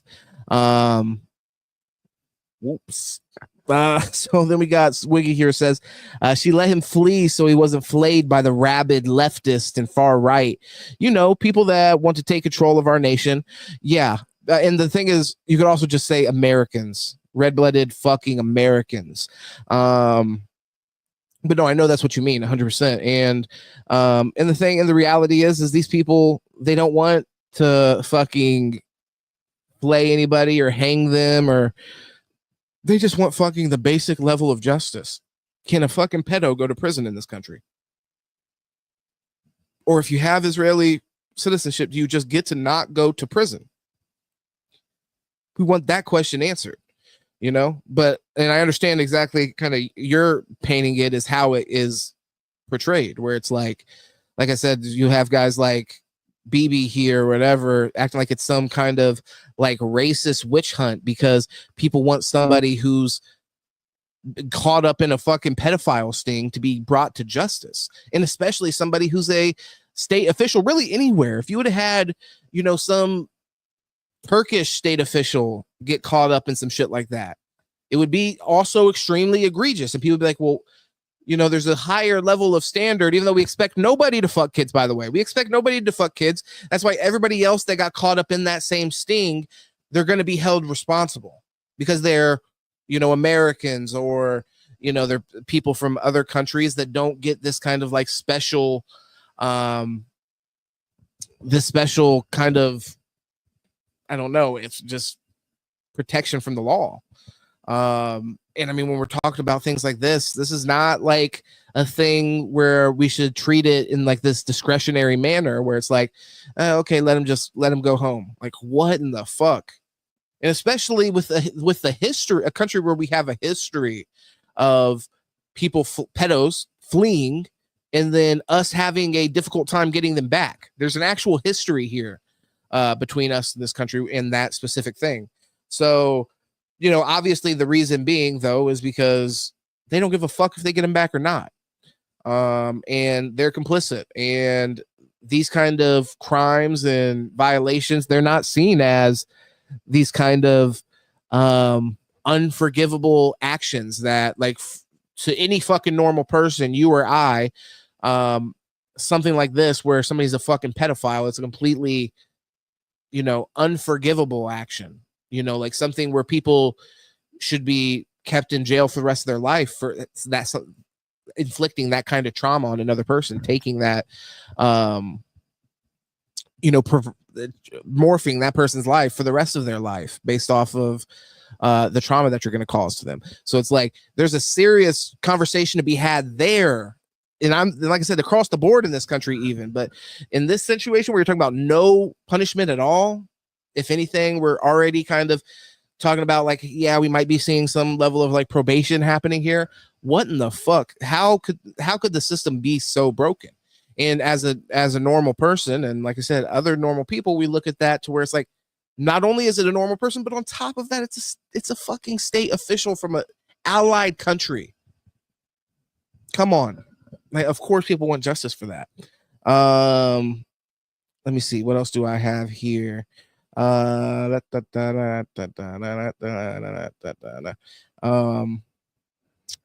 see if there's anything I want to hold back, because I am going to do another stream tomorrow. So anybody that ends up catching this stream later on, or if you're on here now, make sure you like this thing and share it. Even if you don't have anybody to share it to, just copy the link and just trick the AI, you know, to make them think that it got shared somewhere. Just do a little tricksy on the AI for me, just to help this thing get boosted in the algorithm, get out to more people. I'm going to be going live later tonight on Friday. I'm going to try to shoot for an earlier stream, though. I might have Paul on that stream. We talked about him coming back through. So just make sure you like, share, subscribe, hit the bell so you catch all of the content. And when I talk about crazy shit like Israel or, you know, them, you know, welcoming a pedophile back with open arms, so you still get that content when nobody else does. The party system is designed to funnel radicals and people who only pay half attention into a central convergence point. For the philosophical tyrants and the rich, it's easier to manipulate. That's absolutely fair, and that's well thought out kind of view of the system. I kind of want to hold this actually, just in case I get Paul to come through tomorrow, because I have a video where Crystal Ball, who we just saw in that last video, and Emma Vigeland, they're talking about young boys. their view of women now in society has degraded significantly, and as to like kind of why that is and stuff. So I think Paul would probably have an interesting opinion on that. So I actually want to hold that. So just know tomorrow, if you tune in, we'll be talking about that for sure. Because I wanted to get into that tonight, but I think I will go ahead and hold it. And let's see here. Good old Paul. I think Paul sometimes thinks I'm 2 goose steps from throwing people in camps. Tell him we love him. No, Paul knows. We actually talked because we've been talking about the audience and stuff like this recently. Because Paul did this with me from time to time back in the day, when I'd have like more like sports debates and stuff like that on the channel, and we do like some like social kind of debates and things. So we've been talking about kind of the difference in the audience from when we podcasted then and then coming back around. And yeah, I think he has an appreciation for definitely just your understanding of history and like events of history, which is something I admire as well. And just the diversity of viewpoints. Like I said, I really enjoy that in the chat, being able to get you and like Sandor, for example, going back and forth on shit is really interesting, because you guys have a lot of interesting divergences in your ideology in the same way that you and I do, or you and Paul or whatever, but a lot of really interesting similarities to it. So I think that's what makes me feel optimistic about the time that we're in, is hopefully people are having more of a willingness to hear people out on their viewpoints. I thought like when we had that situation that one night where you were arguing with that one guy, and I was arguing with him a little bit, it's like to just shut down people based off some kind of like trigger word or whatever. It's so just small-minded in this day and age, where it's like things are really truly things that we take for granted, personal individual liberties that we would have thought, at least I'll speak for myself, like 10 years ago, 15 years ago, we would have thought for those things to be infringed on in America would go against everything that we consider America to even be, and American values, and think about things like as far as like free speech being really tightened down on and things. I think, it's just this is the time for people to realize that, you can really come together around important causes, and there could be, in those instances, you have extremely interesting, strange bedfellows, as they say, and that just happens. Sandor gives 0 ground. Man has principles, not a bad thing at all. No, I love that. And like I said, I think it's interesting where you guys have a lot of differences, like on this issue, as far as like the Israeli issue. You guys have a ton of common ground that you end up finding, and that's, like I said, that is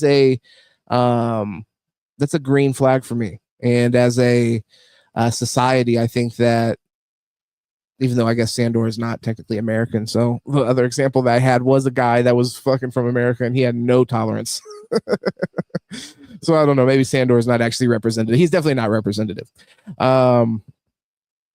But I'll say, like I said, for me, and like Paul, somebody who, like, me and Paul have had plenty of arguments as far as like him being more of like a, like vote blue no matter who kind of Democrat. I'm not that kind of left-leaning person. So we've had some differences there, but we've had a lot of really important common ground that we've been able to find. And at this point, like I said, a lot of those things that we just have assumed are things that, can't be separated from the experience of being American. I think we've been in a time where we've seen those tested. I mean, and really tested. I think it's the most blatant and overt under Trump. But, in my entire life, I feel like every single president that I've ever experienced, and I would say like George Bush is probably the first, George W. Bush is the first president that I remember really clearly remembering, like, speeches and moments and all of that. I mean, we have things like the Patriot Act born out of that. And that's another perfect example. That is a lot of the origin of my own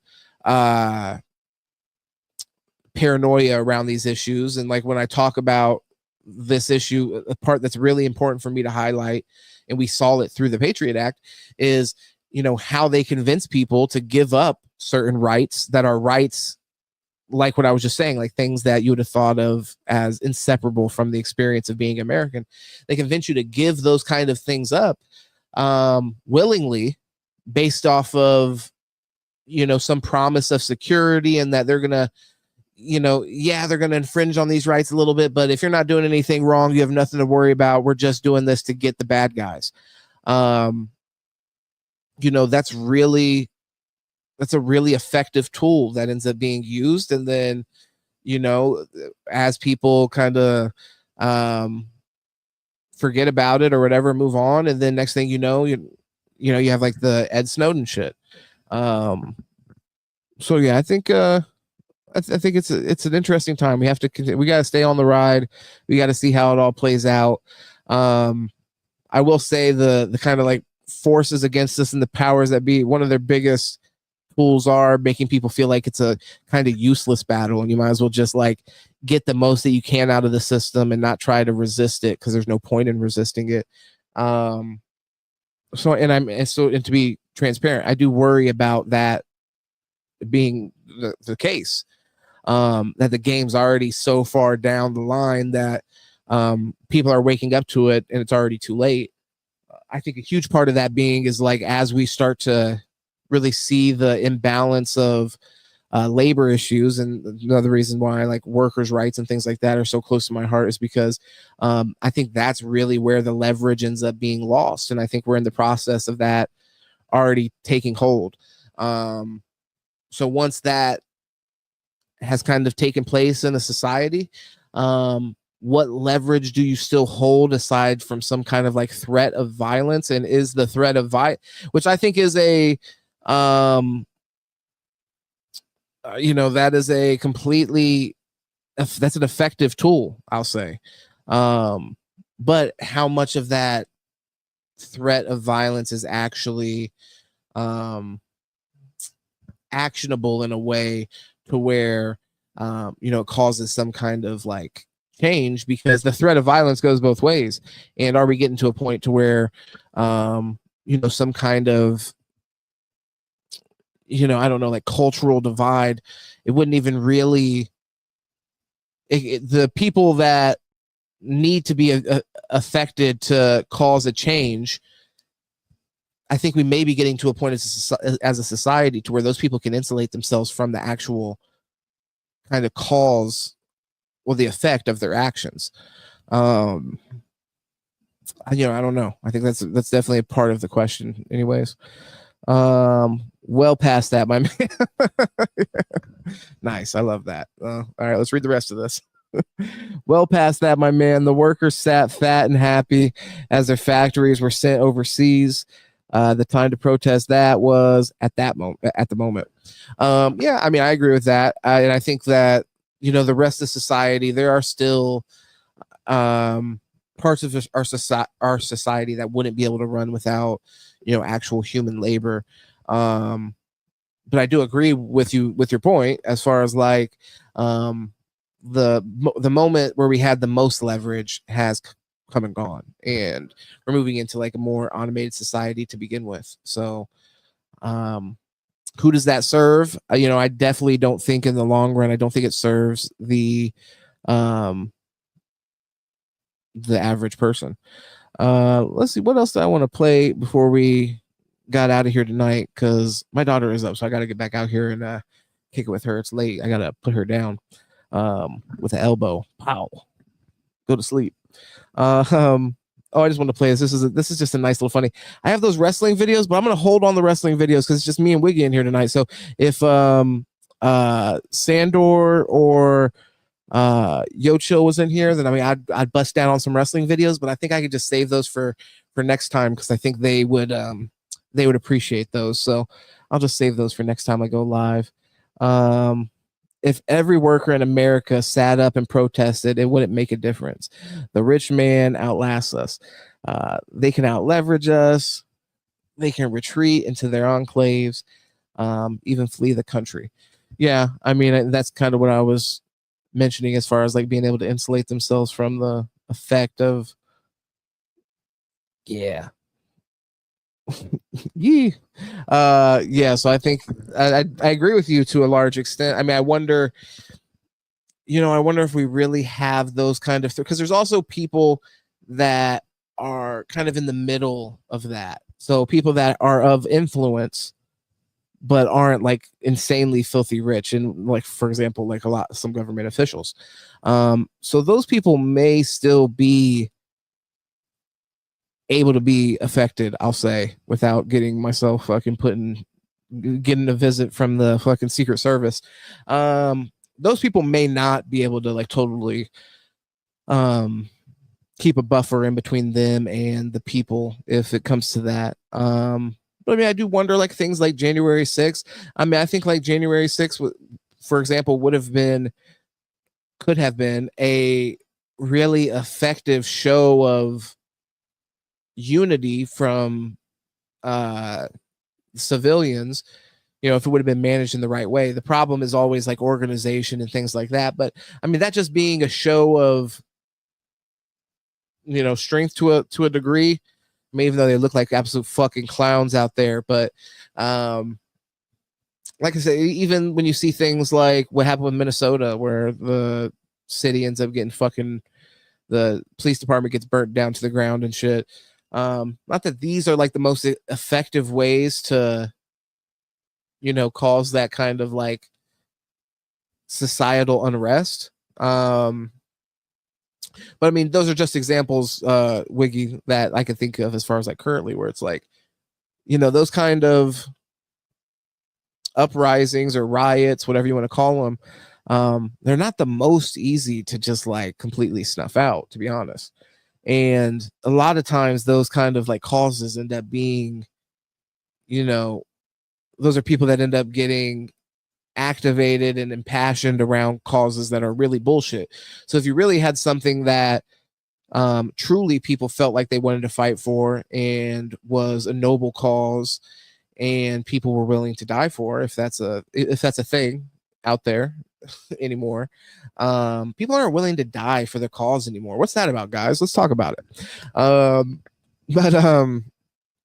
yeah, I don't know. I think that is something that's worth imagining. Like if those kind of like moments were, built upon, what would the response of the government overall be like? And what would be their ability to completely squash those? I don't know.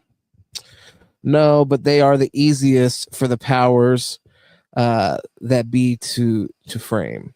No, but they are the easiest for the powers that be to frame. Maybe when you say frame, are you talking about the government officials being able to frame them? Which is fair. I mean, but I think when we're talking about this point, when we're talking about total like social unrest and riots in cities and shit like that, it'd be past the point of framing. We're like, we're doing you like Mussolini if you don't fucking riots and the stuff like that. Oh, okay, got you. Yeah, I mean, I don't know. Like I said, I just wonder how much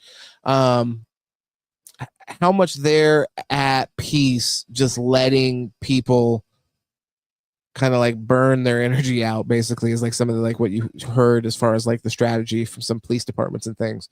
When they disengaged, the idea was like, oh, just let them kind of like get it out of their system and they'll go home and essentially they'll realize, this isn't doing anything or this isn't going to solve this problem. But I don't know. I think a lot of the devil lies in the details, as they say, and like how these kind of like movements end up following up the initial action. That's the shock to the system. A lot of times, like when you have like the French Revolution, for example, my guy Wiggy here, fucking diehard Napoleon stan. You have those kind of revolutionaries that take over, and then a lot of the I mean, but that in itself would be pretty incredible. But then you have the movement being, perverted and turned against the people that the movement was initially representing. I think that's really the issue is like, you know, you end up, it's the fucking dog catching the car thing from the fucking Dark Knight. It's like you have this mission, the mission makes sense to the revolutionary, and like fighting towards that makes sense, and kind of everything that goes into fighting towards that makes sense. But then when you actually capture this, well, what do you do to actually enact these kind of like differences that you're looking for? Jan and the Floyd riots, it's framed in a way that divides the population. Oh, okay. Yeah, that's a really interesting point. That's a really interesting point. And I guess that is a really effective tool for that, where you end up kind of limiting the amount of impact that the riot itself can have, because you frame it in a way to where, you know, the kind of like affected people or whatever that, you know, would be, you know, inspired to go out and riot or whatever. It's going to be relatively a small group, and there's going to be less ability to, you know, sort of find the commonality in those kind of shows of strength or those riots or whatever. So that's a really good point. And I guess when you do think about it, you think about all these different riots, they are built around these really specific, and when you consider the overall kind of public consciousness, all of them end up being these kind of like fringe groups in reality. Like, I mean, it still is a lot of people relatively. But like January 6th, you end up saying like, when you're doing that, you're really preventing that group of people from being able to bring in people into that tent that are outside of people that are just like stop the steal people, basically like the highest level of Trumper. And then with the George Floyd shit, it's the opposite. So it's like you end up losing a lot of people that are end up being the independents, or the people that are even on the opposite side of the political spectrum, even though there's other issues that there's way more consensus on and way more understanding and you know, common ground. So like, for example, as far as like class issues, you know, if you just really band together on the idea of like fucking anybody that can't comfortably support themselves in this world, that feel like they're not able to get ahead, and regardless of their hard work or investment, people that are going bankrupt because of medical bills, if you're really able to like focus a movement around these kind of things, then and open it up for all the people that have those other kind of you know, societal injustices or whatever that need to be addressed, as long as we can address it in a way that, you know, benefits the country as a whole, I think that should be the goal. That's why I personally think trying to hone in on these issues, these social issues that we have, and really address them from the place of economic disadvantage, I think, you know, that really is a starting point for just kind of like building a better country. So let's see here. So let me just check it out. So yeah, I'm gonna save these wrestling videos because I want to go ahead. I want to cut those on when we have Sandor and Chill, just because they're my wrestling guys. Wiggy, I'm not gonna torture you like that. And I'm going to say that the kids hate women thing as well. So I just had a small video here to play just because it was like, wow. Bare knuckle fighting. I don't know if anybody here watches bare knuckle fighting, but they're, what would you say? Their press conferences. Press conferences are wild. If you haven't seen them, just those are worth checking out. I mean, I would probably not recommend going bare knuckle fighting, just based off the fact of like, I don't know, there's a higher chance of probably catching some red fluid in your mouth coming off somebody's face. So just stay away from the events. It would be my first suggestion. But as far as like the press conferences, pretty neat. So make sure you subscribe. Once again, show some love. Share this thing with anybody that likes political talk. That's mostly what we do, but it's football season coming up. We'll get into some football debates. Paul's been begging me like, man, we got to talk about football again. This shit is just depressing me, brother. Please, can we talk about the Miami Dolphins? And I'm like, all right, I guess we'll get into the Miami Dolphins a little bit, even though they don't fucking deserve to be spoke about. Who was it? LBJ that said the white man will let you pick his pocket if you convince him he is better off than that nigger down the street. Dude, by God. Interesting. Yeah. I've heard a few crazy LBJ quotes, and I think I've heard that one as well. I've heard a lot of them laced with profanity. I will say though, I don't know if it was this one. We'll have to look it up. But one of them that was that I looked up before that was super like racially charged. I'm gonna look that one up. The white man. But personally, I'm not like that. I'm like, I don't have an issue with people of other races doing better than they previously were. I just don't think that the way to address any kind of like issues in the Black community or any other community is through, addressing them directly along the lines of people being Black. Like you were saying, it just causes like certain division and things like that when there's plenty of people from all different races that are disadvantaged. The white man, damn. Let me see here. The white, we'll let you pick his pocket. I have to go away from the screen, so then I start talking and I forgot what the fuck I was typing. The white man will. Yeah, I had a guy that I used to debate with back in the day, Gates Open Media. He had given me some crazy fucking LBJ quote like this, and I looked it up, and it was like something that had been like indirectly attributed to him. So I want to see if this is it, or if it was one of, or if it was another one. And if it was another one, can I look that one up? Because I know it was a shock to the senses as well. The white man will let you pick. All right. Good reads. Okay. So if you could convince the lowest white man he's better than the best colored man, he won't notice you're picking his pocket. Hell, give him somebody to look down on, and he'll empty his pockets for you. I mean, so I don't know if this one's correct or if they just tightened up the language a little bit, but I mean, come on, you just threw a slur on LBJ's name. Wiggy, what's that about? You just added a little bit extra spice to the quote. Let's see here. Yeah, I think this one maybe isn't the same quote. If you can convince the lowest white man he's better than the best colored man. Yeah, I mean, this is another page that I'm seeing that's quoting him. I'm not seeing anything where. So, I mean, I think this quote is just 100% legit. I don't think it's that other quote that I was thinking about. I'll have to get with Gates Open Media so he can give me that quote again.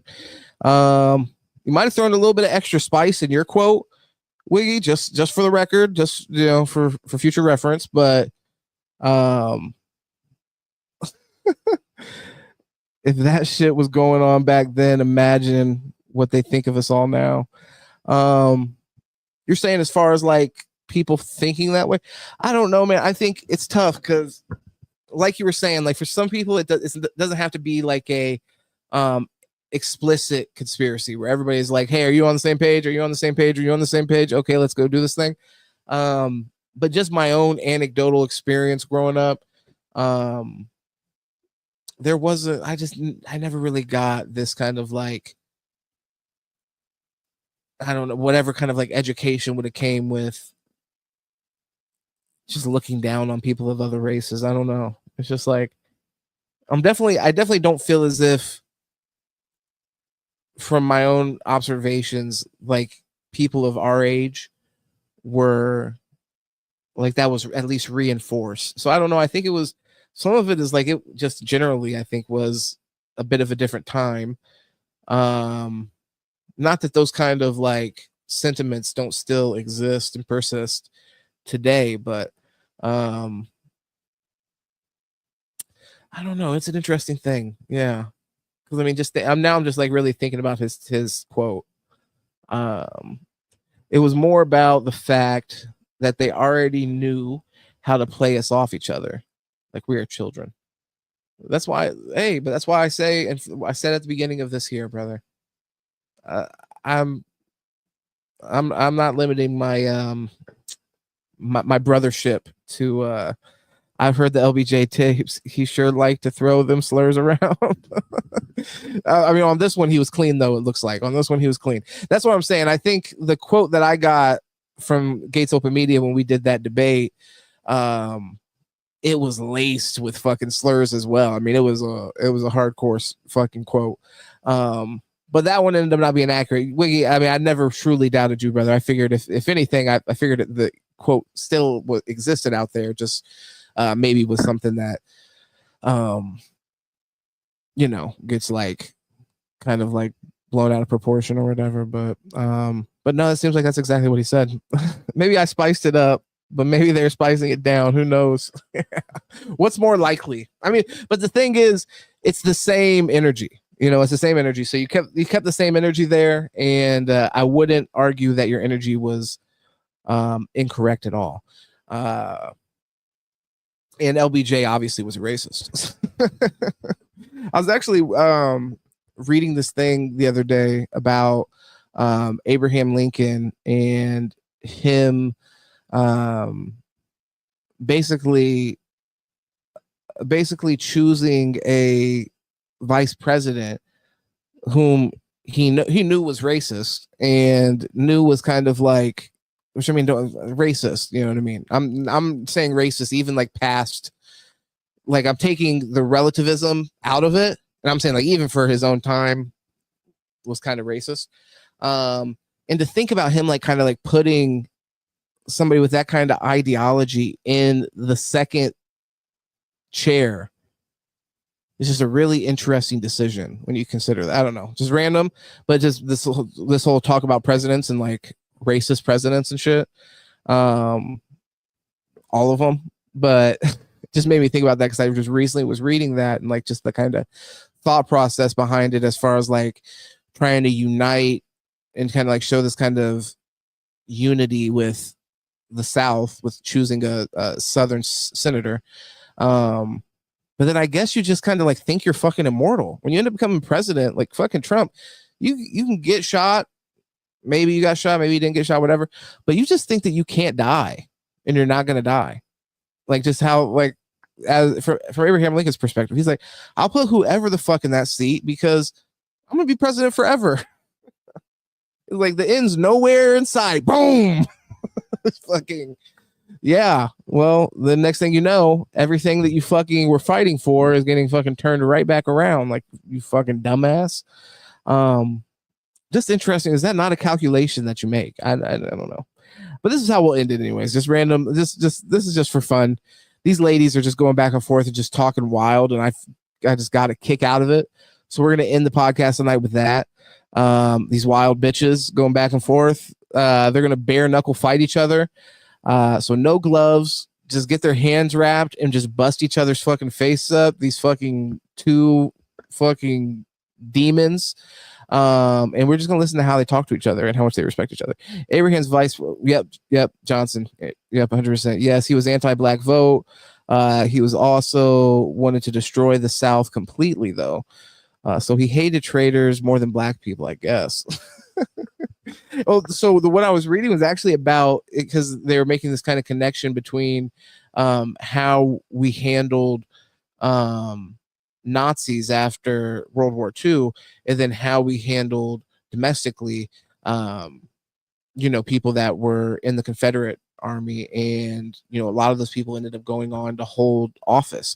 And the historian was kind of like suggesting if we would have handled that differently, and in Johnson's case, that's why a lot of them ended up being handled really soft because he himself was a Southern senator. But it's just interesting to think, like, how do you handle, I mean, kind of the same thing like what you were talking about, like in perfect world, principled world, coming off of that, it's a defeated ideology. Like if in a democracy, if there's a certain amount of people that feel like this person represents that area's point of view in a republic, should you shut that down? Should you not allow that? It's like I said, it's the kind of the concentration camp thing where it's like, in a perfect society, you just hope that the good ideas went out, and good ideas went out. So just let it fly, because, you know, those kind of like disgusting kind of ideologies aren't going to be able to survive in a kind of open market of ideas. And I don't know, like, but can you honestly truly trust that? I'm not sure that you can. But hey, we're at the 2 hour mark. Like I said, I'm gonna be back in here tomorrow. It's just been a little slow in here tonight. And then also remember, you know, you put Israel in the title, you get put in the fucking Phantom Zone with the General Zog. And it is what it is. You know, at the end of the day, if I have to be him, if I have to be General Zog, then I will be the fucking General Zog. Fuck it. We're ringing the alarms. We're letting the people know. Hit the fucking sirens. Wiggy, by the way, I appreciate you, my brother, hanging out in here. Like I said, we're gonna do it tomorrow. And if you ever want the link, just let me know. I'd love to have you hop in here with me, brother, and we can just sit here and chop it up. But no pressure. I love when you just sit here and kick it with me and just add to the conversation as we go. Yeah, Friday should have more folks. Yeah, last Friday was really good. Last Friday we got over 20 viewers a few times. And like I said, I assume tonight is mainly because I put pedo in the title. Because I put pedo in the title and I put fucking Israel and IDF in the title. So, but I like to test that. To be honest, I'm a sicko like that. I don't mind hopping in here and hanging out. So it's like I'm a sick fuck that likes to see, like, if I put this in the title tonight, am I going to see a difference? And I feel like I do. I'm sorry. Look, I got to say what the truth is, YouTube. Fuck. I have to say what the truth is. And it's like obvious that we do see a bit of a difference. But that's all good. It's all good. We'll fight against it. We'll fight the good battle until we get where we need to go. And that's just, hey, this is the fight that truth tellers have always had to fight in history. You know, they tried to lock Galileo up. It didn't change shit.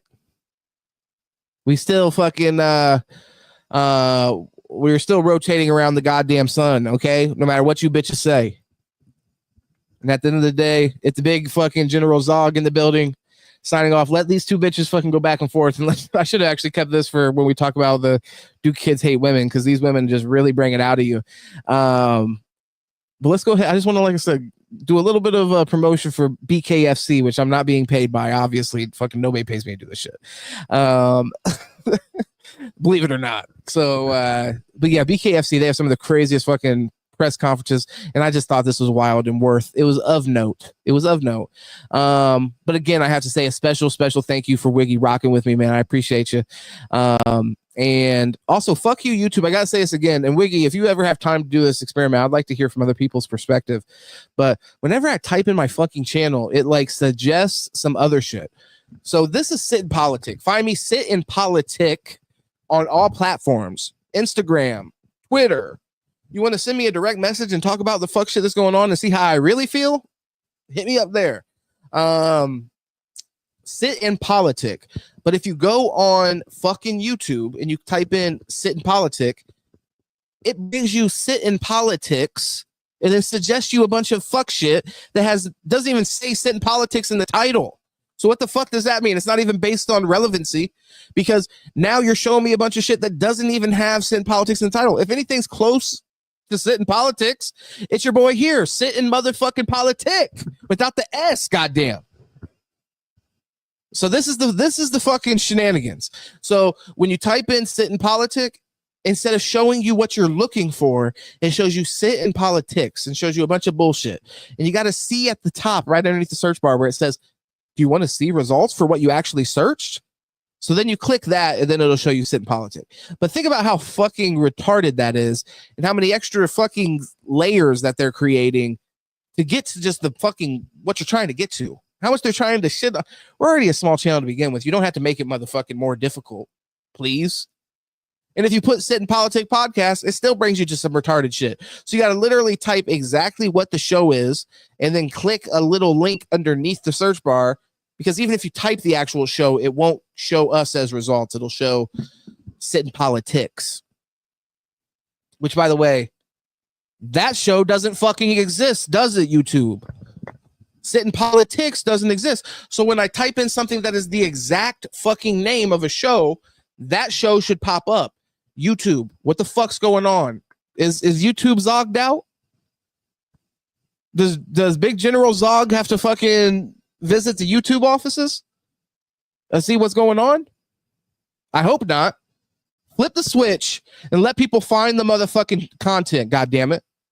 Let people get involved in the conversations. What the fuck is going on? Let's see what else, by the way, my guy Wiggy says before we hop on. I should hop in this week if that's okay. Of course, it's always okay, brother. Just ask. If you're ever on here and I haven't dropped the link, just say something and then I'll drop it.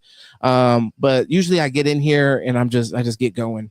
But you're always welcome, brother. All the time that you spend contributing to the content with comments and supporting in that way and just watching, always 100%.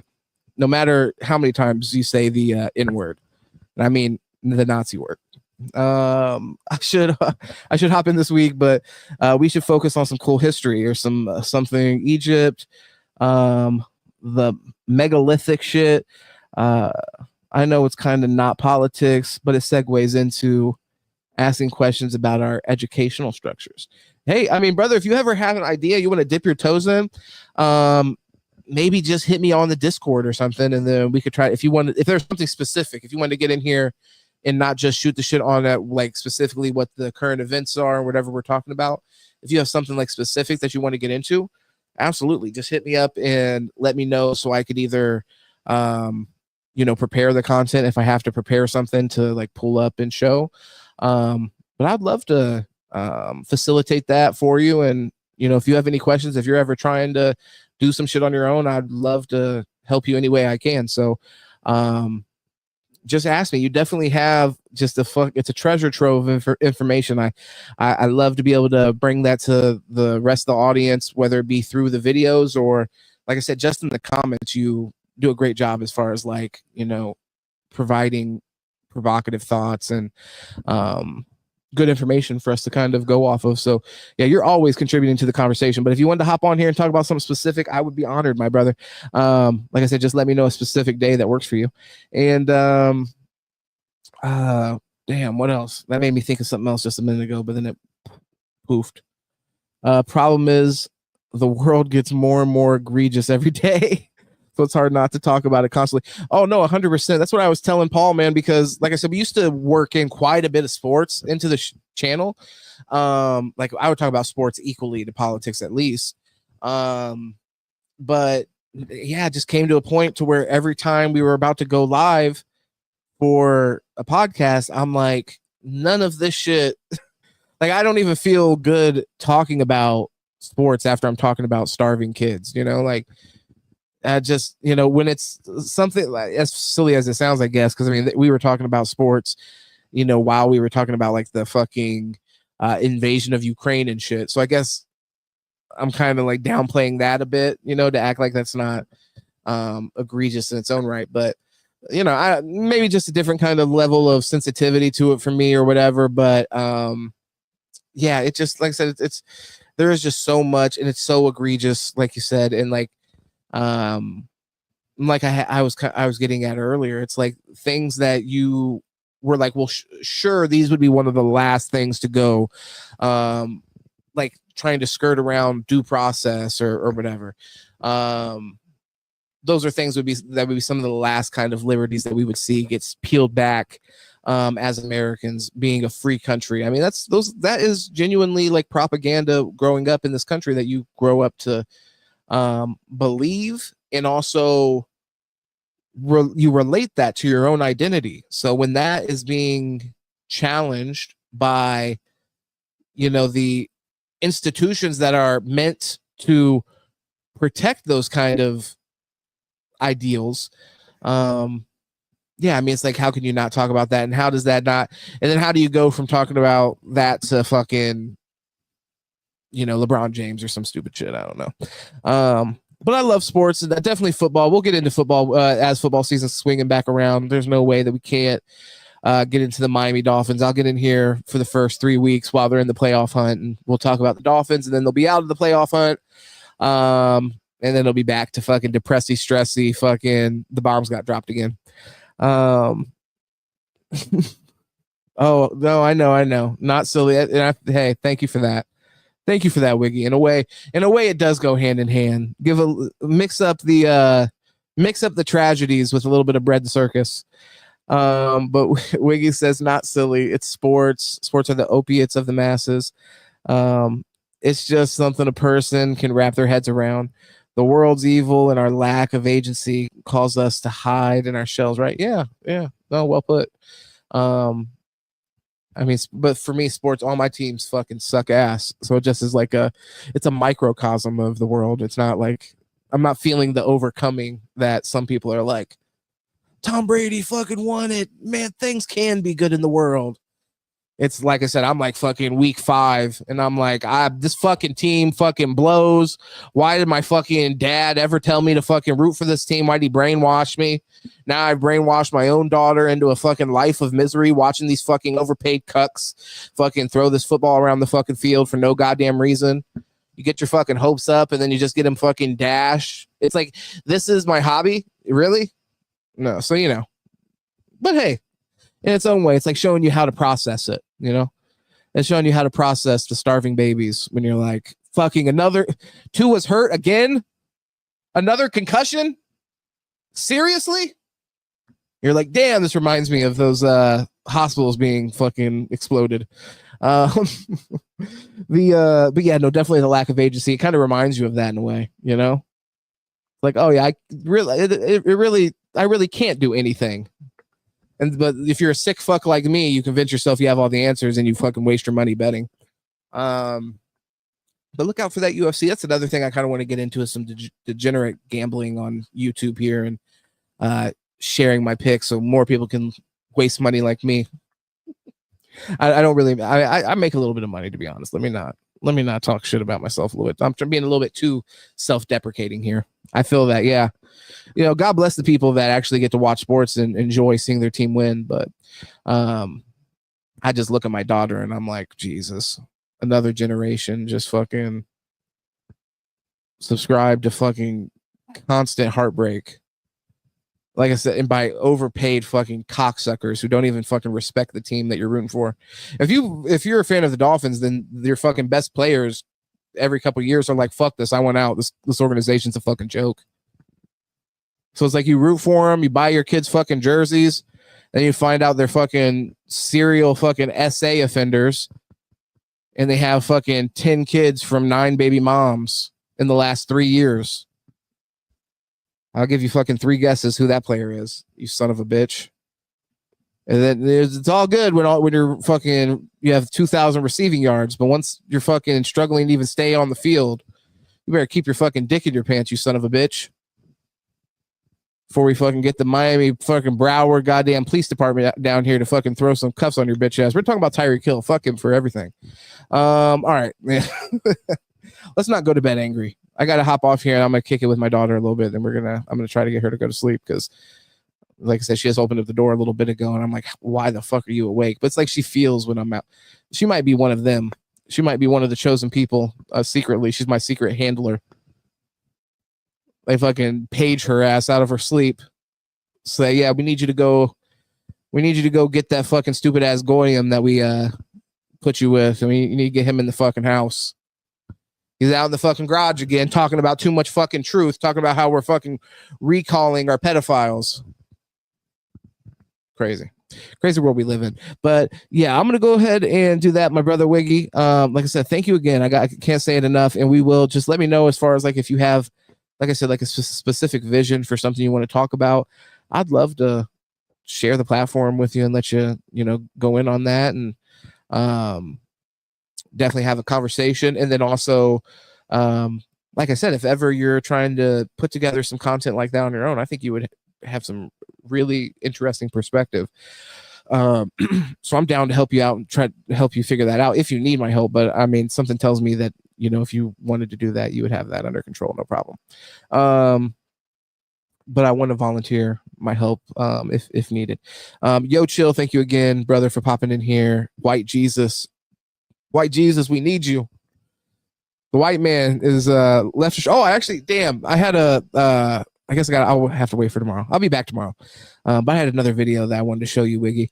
It actually had to do with our boy Fuentes. So, but I thought he was making an interesting argument that I wasn't fully agreeing with. So look out for that tomorrow, Wiggy.